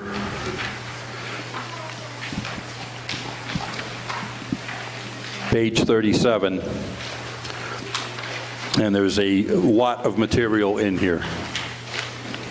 I'm going to give you the motion, and then I have an alternate motion to propose. Okay, Mike seconded. Okay, advisory? The advisory committee is a 2-2 split on this article. 2 for, 2 against.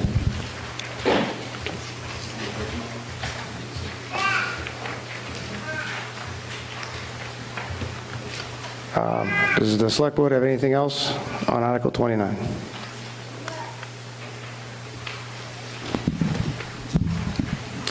Mr. Moderator, I present for consideration an alternative motion to Article 29.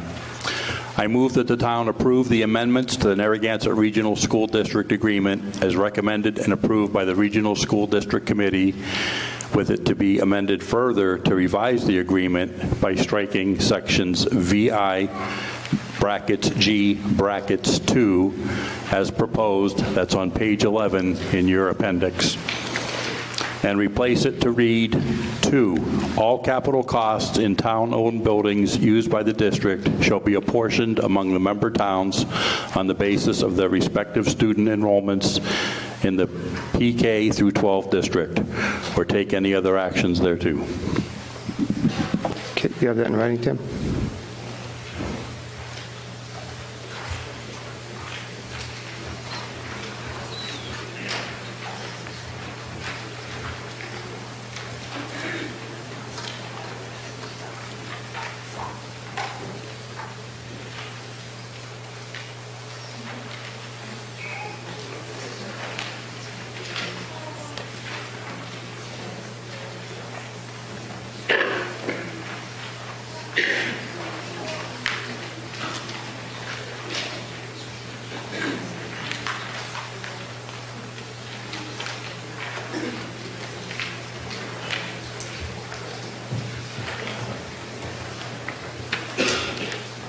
I need a second on this amendment.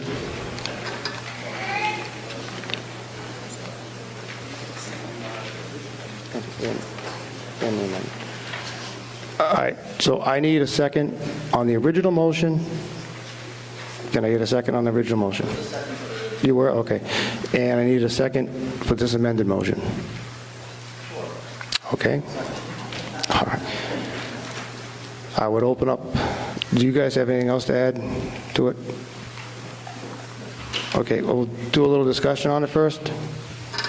No discussion? Go, Matt, please. Matthew Rivard, 270 Gray Road, speaking as a citizen and not as part of the advisory committee. I have this in writing, Mr. Moderator. I move that the matter on Article 29 be passed over. Second. I'll have to get it now first. Pass over.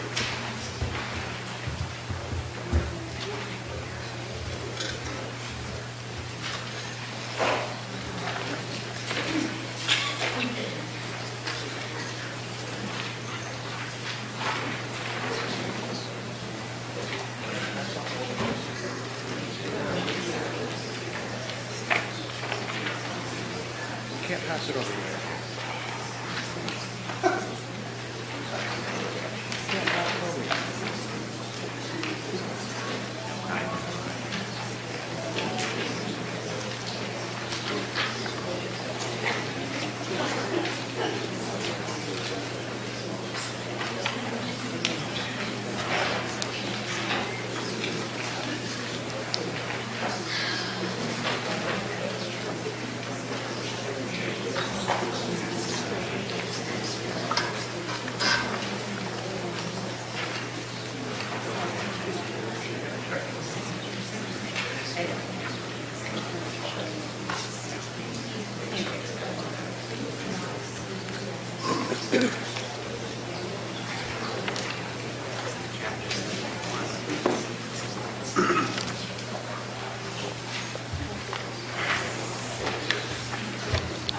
Okay, what we're gonna do is we're gonna vote on the amended motion first, and then we're gonna have to vote on the motion to pass over.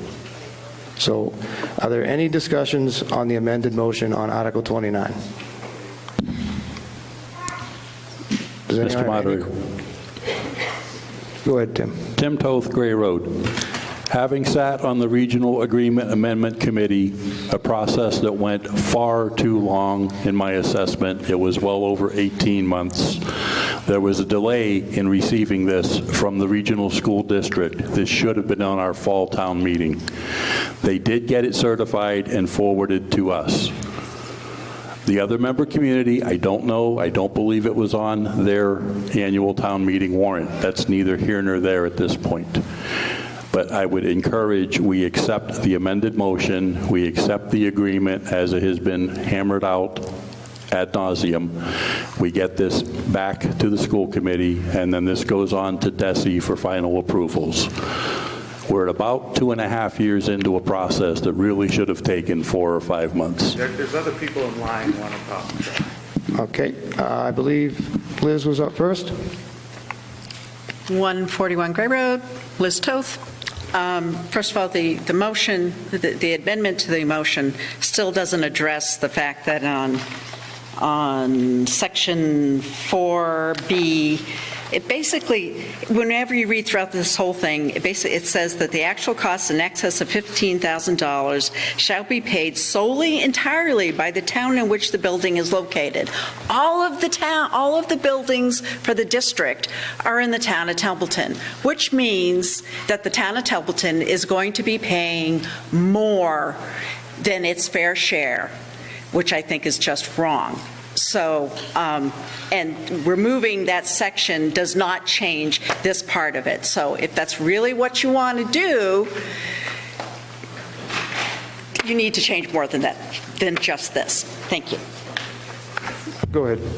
So one point of order, you can't vote to pass over anything until there's been sufficient arguments for and against the article, so obviously you got to vote on his. And then when time comes, I'd like a better explanation of this in its entirety as far as what effects it has on the regional district. And what the implications are for amending this agreement. I don't think it's very well described, and it's not clear what changes to the budget are being made, nor is it clear what changes are being made for our kids. Is there anyone can answer a question?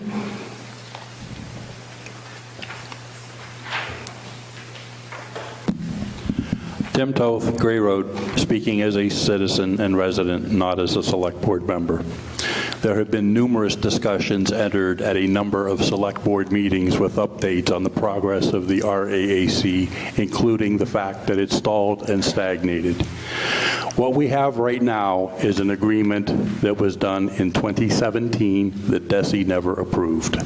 We need to go backwards to the 2012-2011 timeframe, and then that goes back one more step to 2007, prior to the Education Reform Act.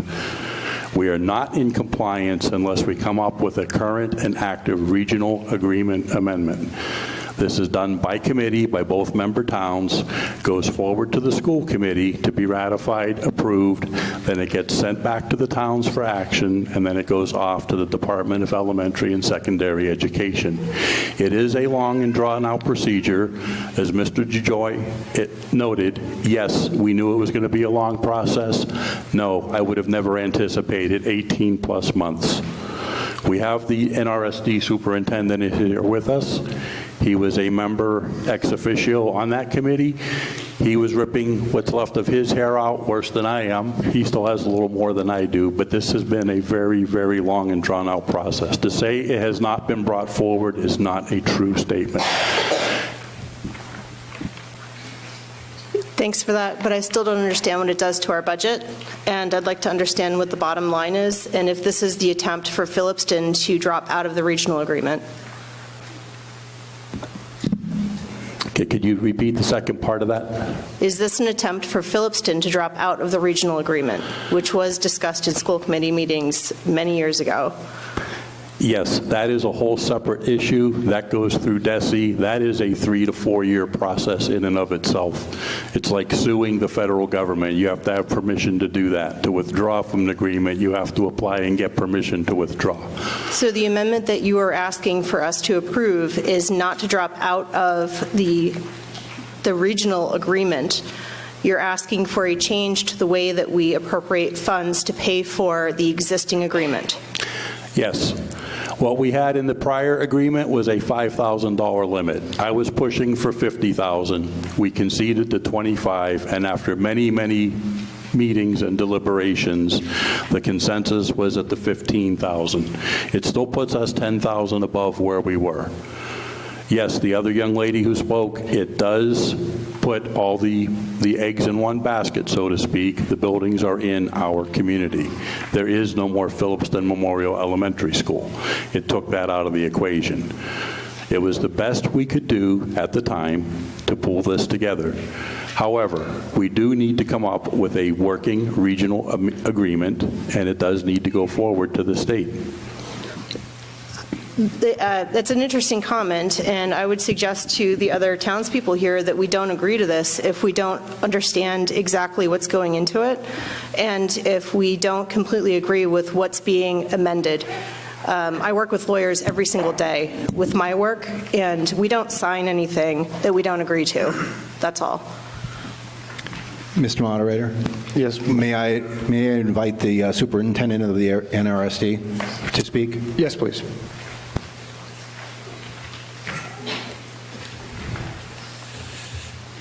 Chris Catsvan, Superintendent of Schools. Mr. Toth is very right. This was a process that was drawn out. It didn't need to be. We don't need to get into that tonight. To answer the question about, is this an attempt for Phillipston to drop out of the regional, just out of the region. Actually, the regional agreement speaks to that. It has to be approved not only by the other member towns, which in this case would be Templeton, it has to be voted on and approved by the school committee, and then the Department of Education has to agree whether or not they would allow a town to then leave the regional. I want to speak to the fact that the state will not review this unless both towns have voted in affirmative to all of the changes. The changes were simply to bring this up to date. Phillipston, and I can speak to this because I was there, it was not on their warrant. They did not put it on the warrant to vote. It actually is in our regional agreement that once an amendment has been brought forth, that it must go before the towns to be considered, to be voted. It did not make it to town floor in Phillipston. And quite frankly, I don't know what to do with that other than to call the Department of Ed and say, what do I do with that?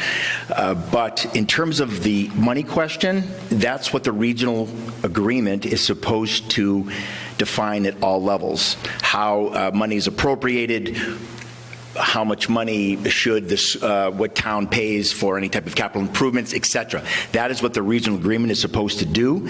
A lot of hard work had been put into this, and quite frankly, I don't know how to advise anyone with one town refusing to vote. So I just want to make sure that I kind of threw that into the fire, and to make things even more complicated or frustrating for the group. I'm glad I could help. Thank you. Go ahead, Dana. Yeah, Dana Blaze, 20 Turner Street. My question is years ago when we decided to build a new elementary school, we asked Phillipston if they wanted to help pay for it, and they said no. So right now, Templeton's paying for the building and stuff. So is there anything in this agreement that Phillipston can help pay for that school that their children use? Go ahead, please, Dr. Cassidy. Chris Cassidy, Superintendent of Schools. That is something that needs to be and should be worked out through the regional agreement. To answer the question directly, the answer is no at this point in time. Once the override failed in 2000, Phillipston Memorial was closed, as everyone knows, and now we have every elementary student, pre-K through 4, in one building. That was attempted to be discussed. It became a tough subject, so we were just trying to get through the basics to make it compliant, and a vote was never taken from Phillipston. Go ahead, please, sir. Tony DeJoy, Minuteman Drive. So the question still hasn't been answered. Does this increase our taxes? So that's an important thing when you're doing these agreements. And yes, this definitely needs to be done. And two, if we vote on this tonight, is it binding, or after it goes to DESE, do we have another opportunity to vote, or how does that work? Dr. Casavan, if I misspeak. I don't want him to answer the tax question. Mr. Moderator. The Board of Selectmen. Go ahead, please, Tim. The current agreement was never signed by DESE. Let me finish. Tim, I know all that. I just want to know, does this increase our taxes? The answer is possibly. Let me explain why. Thank you. Okay. We have in the 2 versions back agreement the ability to collect some of the debt. That was never signed off on the current in-place agreement, but is it actually in place with DESE there? And I see Dr. Casavan shaking his head yes.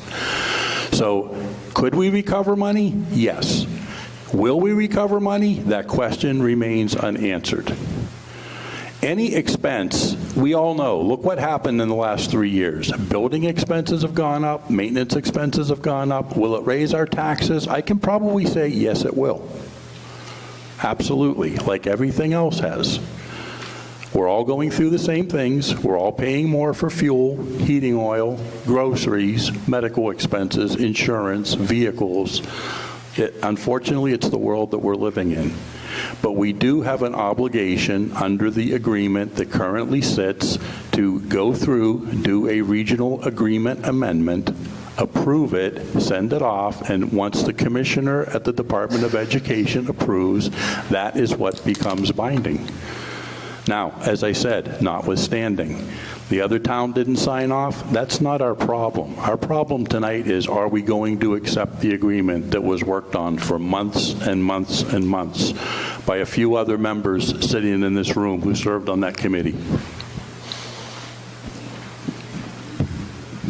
Okay, one more question. I get the whole fuel's gone up, that affects everybody. Does this agreement change the share that the town of Templeton pays for NRSD, meaning whatever it is currently?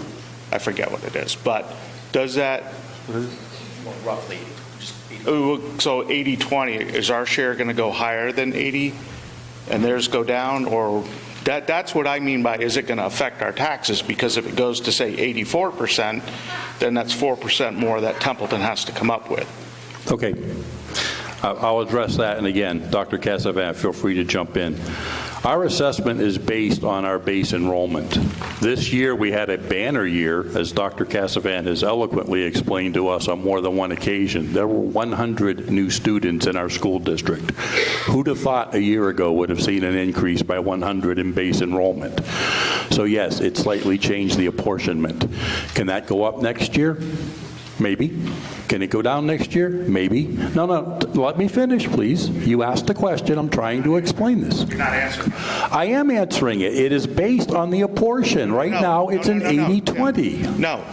We pay 80% of whatever our portion it is. So if you bring those 100 students in, that basically takes it off the top of their budget. Okay? So it's still, whatever's left over is 80-20 Templeton, Phillipston. Is that 80% going to go up and Phillipston's share going down? So everything you're saying is irrelevant. It's whatever that bottom number is that they need.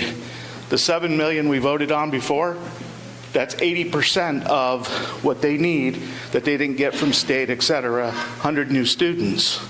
So is that 80% share? Is the share ratio changing? Wow, there's a lot of answers. Chris Katzman, Superintendent. Yes, please. So first off, it's per pupil. So right now, it's 85.44% Templeton and 14.56 Phillipston. So those costs are broken down in that manner. So it's not taken off the top per se. One could argue that if you have all of the students in one place, there's a cost to that, right? And such. So I don't want to say no, that it's completely right, but yes, when there's more students in one place, and as those numbers increase, needs increase, we need more people, things, etc. Is that supposed to change, or will it change how things are proportioned? Well, that's what the agreement was supposed to hopefully take care of. So if there's only one building and all the kids are in it, does that or should that affect how much Phillipston pays? Maybe more, maybe less, whatever the case is. And that's the kind of thing that the regional agreement is supposed to and does codify. It's supposed to actually make it law, quite frankly, and how we're supposed to manage. So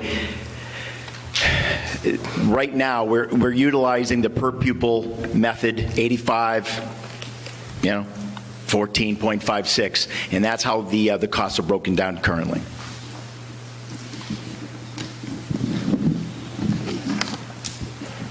Okay, any more questions, comments on Article 29? Candace Graves, 90 Queen Lake Road. I feel like if we could do this, I don't think we should do anything on this tonight. I think we should have another meeting to cover this if that's a possibility, because I think this is legal, and I think that we're going to get into trouble. My gut tells me that we should wait and just go vote like a special meeting or something and go over this. This is a lot, and this could get us into trouble as a town. I just don't like it.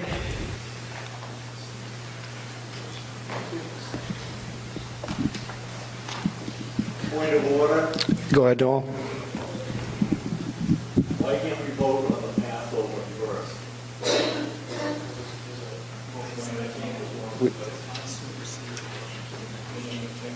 All right, I'm being told it's because it doesn't supersede the motion to amend.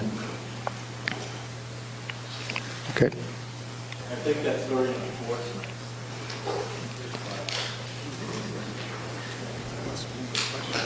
Go ahead, Liz. If I may, Liz Toth, 141 Gray Road. I really think this is a really bad deal for the town. We're still paying any capital costs over $15,000 in any year we're responsible for, and Phillipston is off the hook, and I just don't think that's fair. So thank you. I will be quiet now. All right. Mr. Moderator, I would just like to draw to everybody's attention, flip to page 1 of Appendix A, look at the date. This was voted on and approved by the Regional Agreement Amendment Committee on April 18th, 2022. Here we are on May 10th, 2023, and we have not yet moved it forward.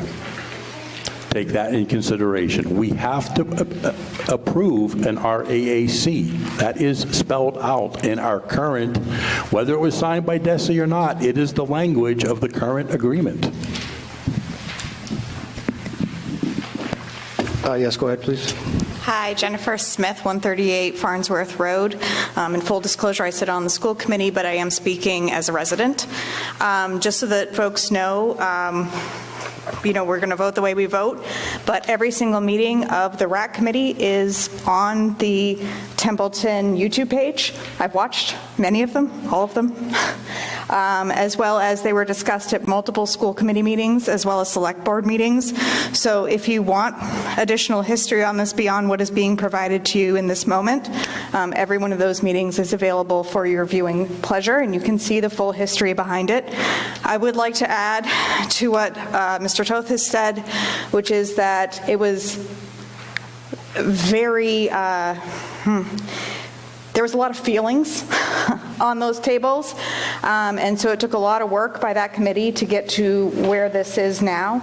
And if you read through, the amendments are clearly highlighted for you, so it's really clear what's being changed, and as you can see, it's mostly legal language. Thanks.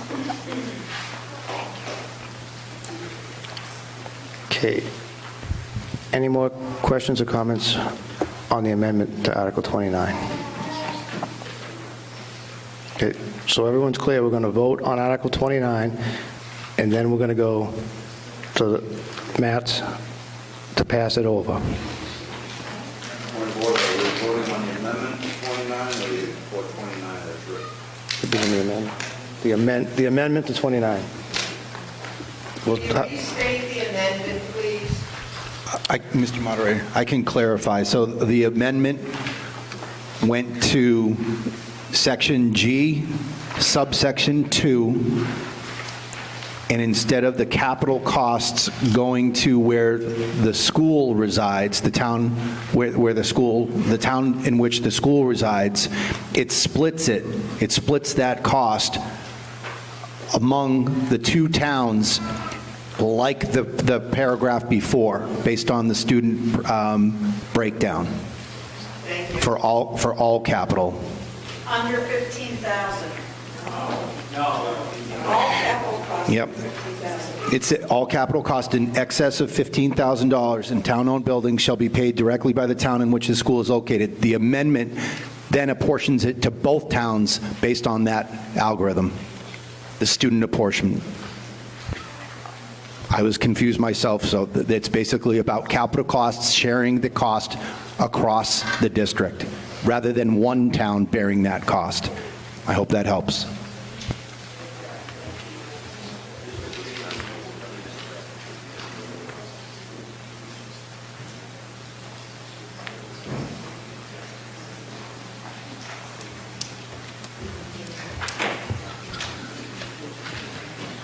Okay, any more questions or comments on Article 29, the amendment? Just the amendment. All right, and so everyone's very clear. We're going to vote on the amendment, and then we're going to go to the Passover. Okay, so Article 29 as amended. All in favor say yes. Yes. All opposed say no. No. Okay, the amendment passed at 8:25.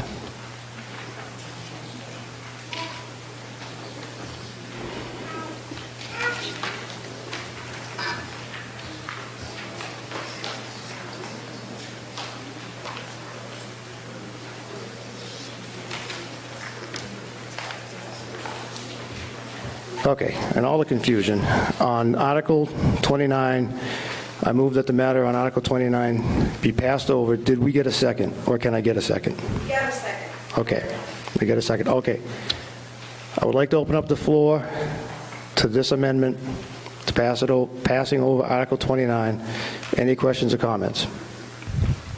Mr. Moderator, I have a question.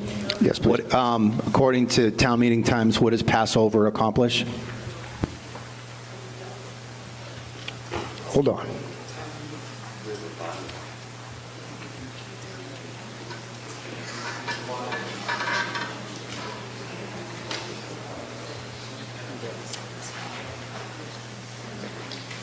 All right, so I'm being told it would be like a motion to pass over indefinitely.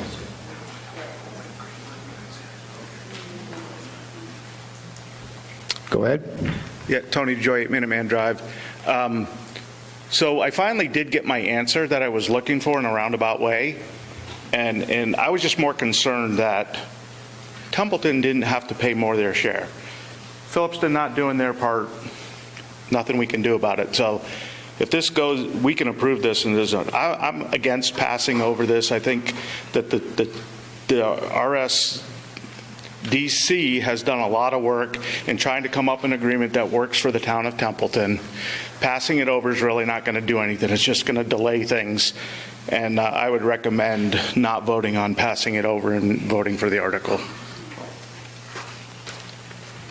Adam, please. Mr. Moderator, Adam Lamontagne, Town Administrator.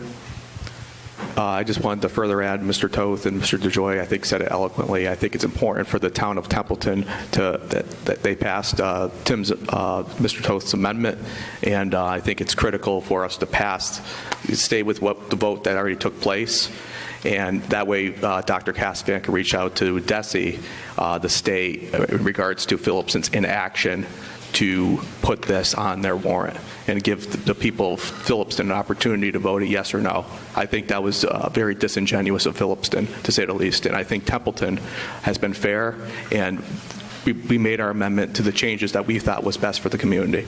I just wanted to add that. Thank you. Go ahead, Matt. Matthew Rivard, 270 Gray Road, speaking as a citizen. Through you, Mr. Moderator, to Mr. Toth.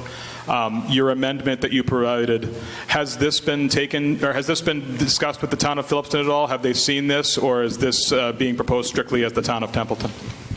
This regional agreement was presented to both towns. We could not put it on the agenda. Go ahead. I understand that. The amendment that you proposed. Well, the amendment is just Templeton. This is our town meeting. Phillipston has not seen this amendment? Correct. Okay, thank you. Mr. Moderator? Yeah, go ahead, please. I believe I can do this. I will withdraw my motion to pass over. I second.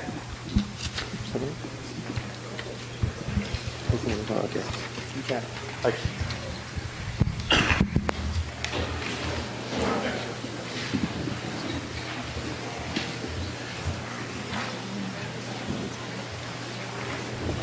Okay, and all the confusion, we still have to vote on the main motion.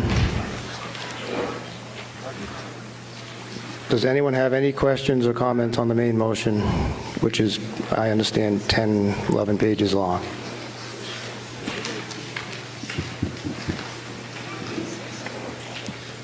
Okay. Questions and comments on the main motion? Going once, twice? Okay, Article 29, the main motion, we're going to go to vote. All in favor, say yes. Yes. All opposed, say no. No. Okay, Article 29 passed at 8:30.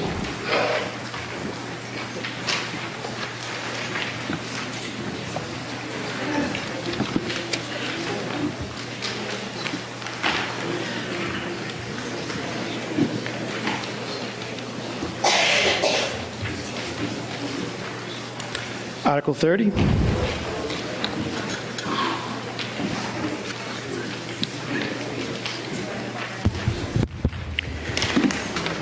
Mr. Moderator, Article 30, to accept the layout of Laurel View Road as a town way. I move to accept Laurel View Road as laid out in the as-built plan approved by the Select Board and filed with the Town Clerk on January 30th, 2023, as a public way pursuant to Chapter 82, Section 23 of the General Laws. Second, thank you. Advisory? The Advisory Committee is in favor of this article. Okay, any Select Board have anything else? All right, I'll open up the floor for questions and comments on Article 30.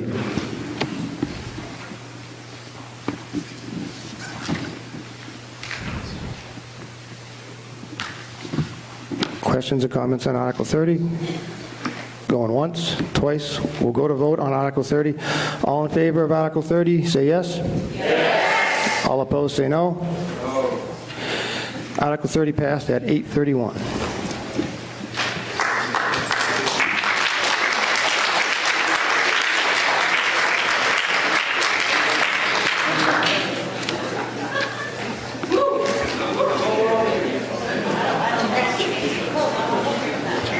Article 31.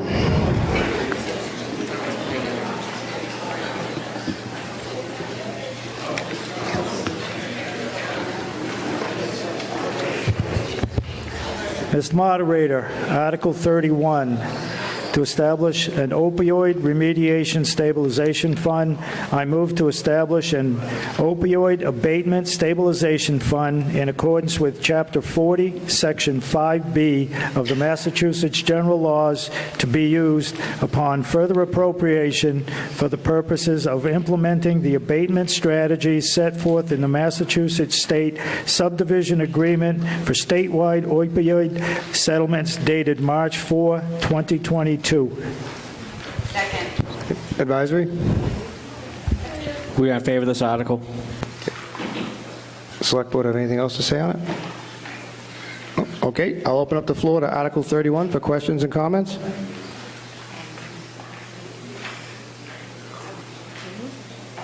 Okay. Questions and comments on Article 31, going once, twice. We'll go to vote on Article 31. All in favor say yes. Yes. All opposed say no. Okay, Article 31 passed unanimously at 8:33.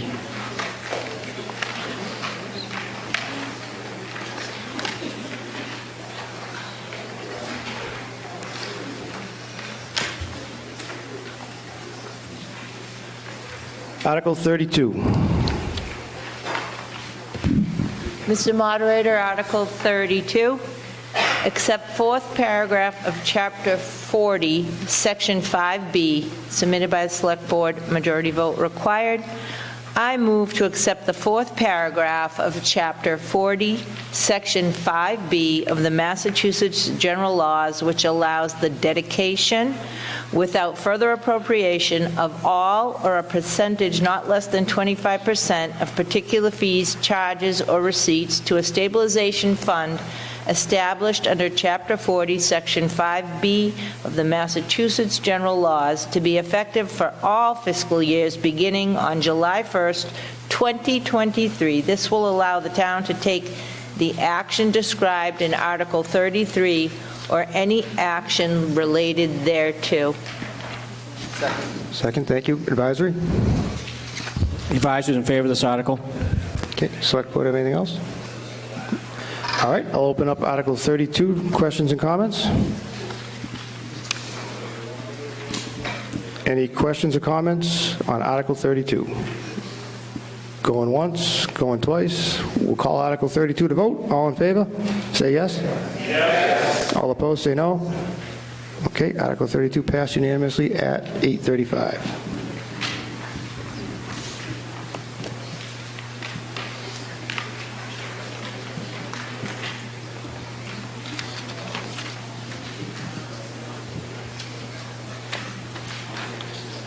Article 33. Mr. Moderator, Article 33. I would like to read the article as written but amend with a strike-through. So Article 33, dedicate receipts from statewide settlement. I move to dedicate all or a percentage which may not be less than 25% of the receipts from the statewide opioid settlements as defined in the state subdivision agreement for statewide opioid settlements to the opioid abatement stabilization fund established in accordance with Chapter 40, Section 5B of the Massachusetts General Fund laws, effective for the fiscal year 2024, beginning on July 1st, 2023. Mr. Moderator, I move to strike or a percentage which may not be less than 25%, so that the Article 33 would read, I move to dedicate all of the receipts from the statewide opioid settlements as defined as the state subdivision agreement for statewide opioid settlements to the opioid abatement stabilization fund established in accordance with Chapter 40B, Section 5B of the Massachusetts General Laws, effective for the fiscal year 2024, beginning on July 1st, 2023, or take any action related thereto. Second. Okay, do you have a... So basically, we want to put everything we get from the opioid settlements into the stabilization to help people that have addictions. Well, I understand. Do you have a copy of it? Would it struck out? Pardon me? Do you have a copy of that? Yes, sir. Okay.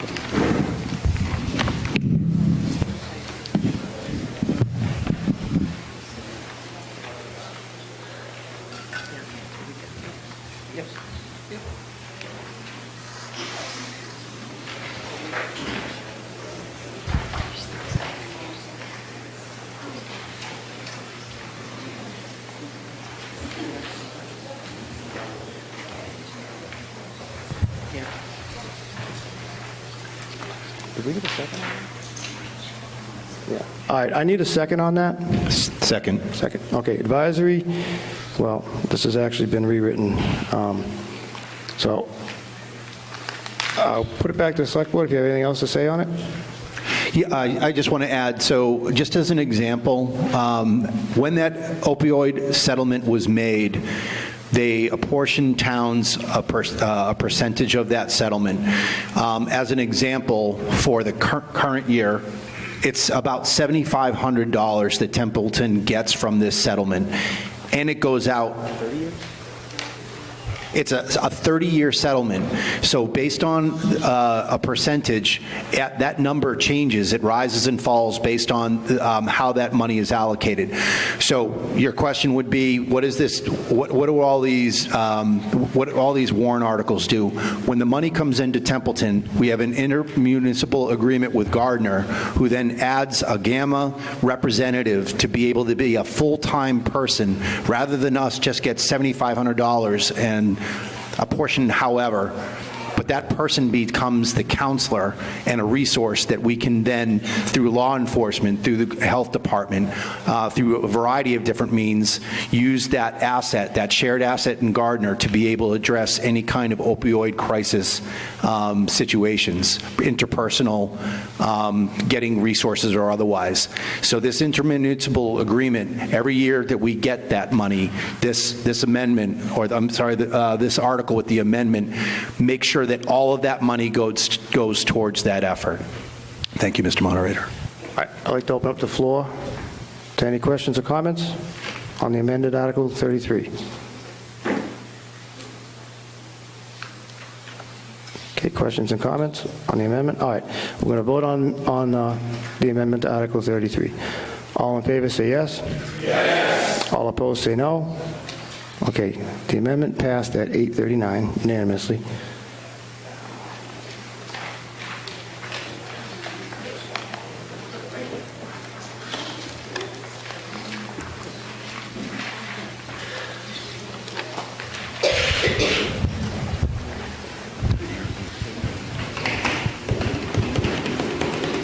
Motion to dissolve?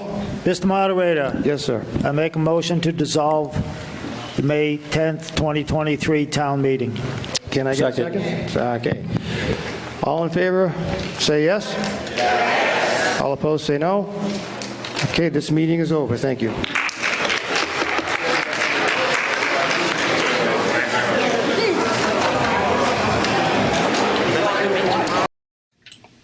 Three internationally renowned duos are coming to your local cable station. Pianist and composers Whipple and Morales, flamenco artists Suarez and Pardo, tango provocateurs Vivas and Baudifaldi, with masterful works and arrangements by Whipple and Morales. The intimacy and elegance of tango are coupled with the fire and passion of flamenco.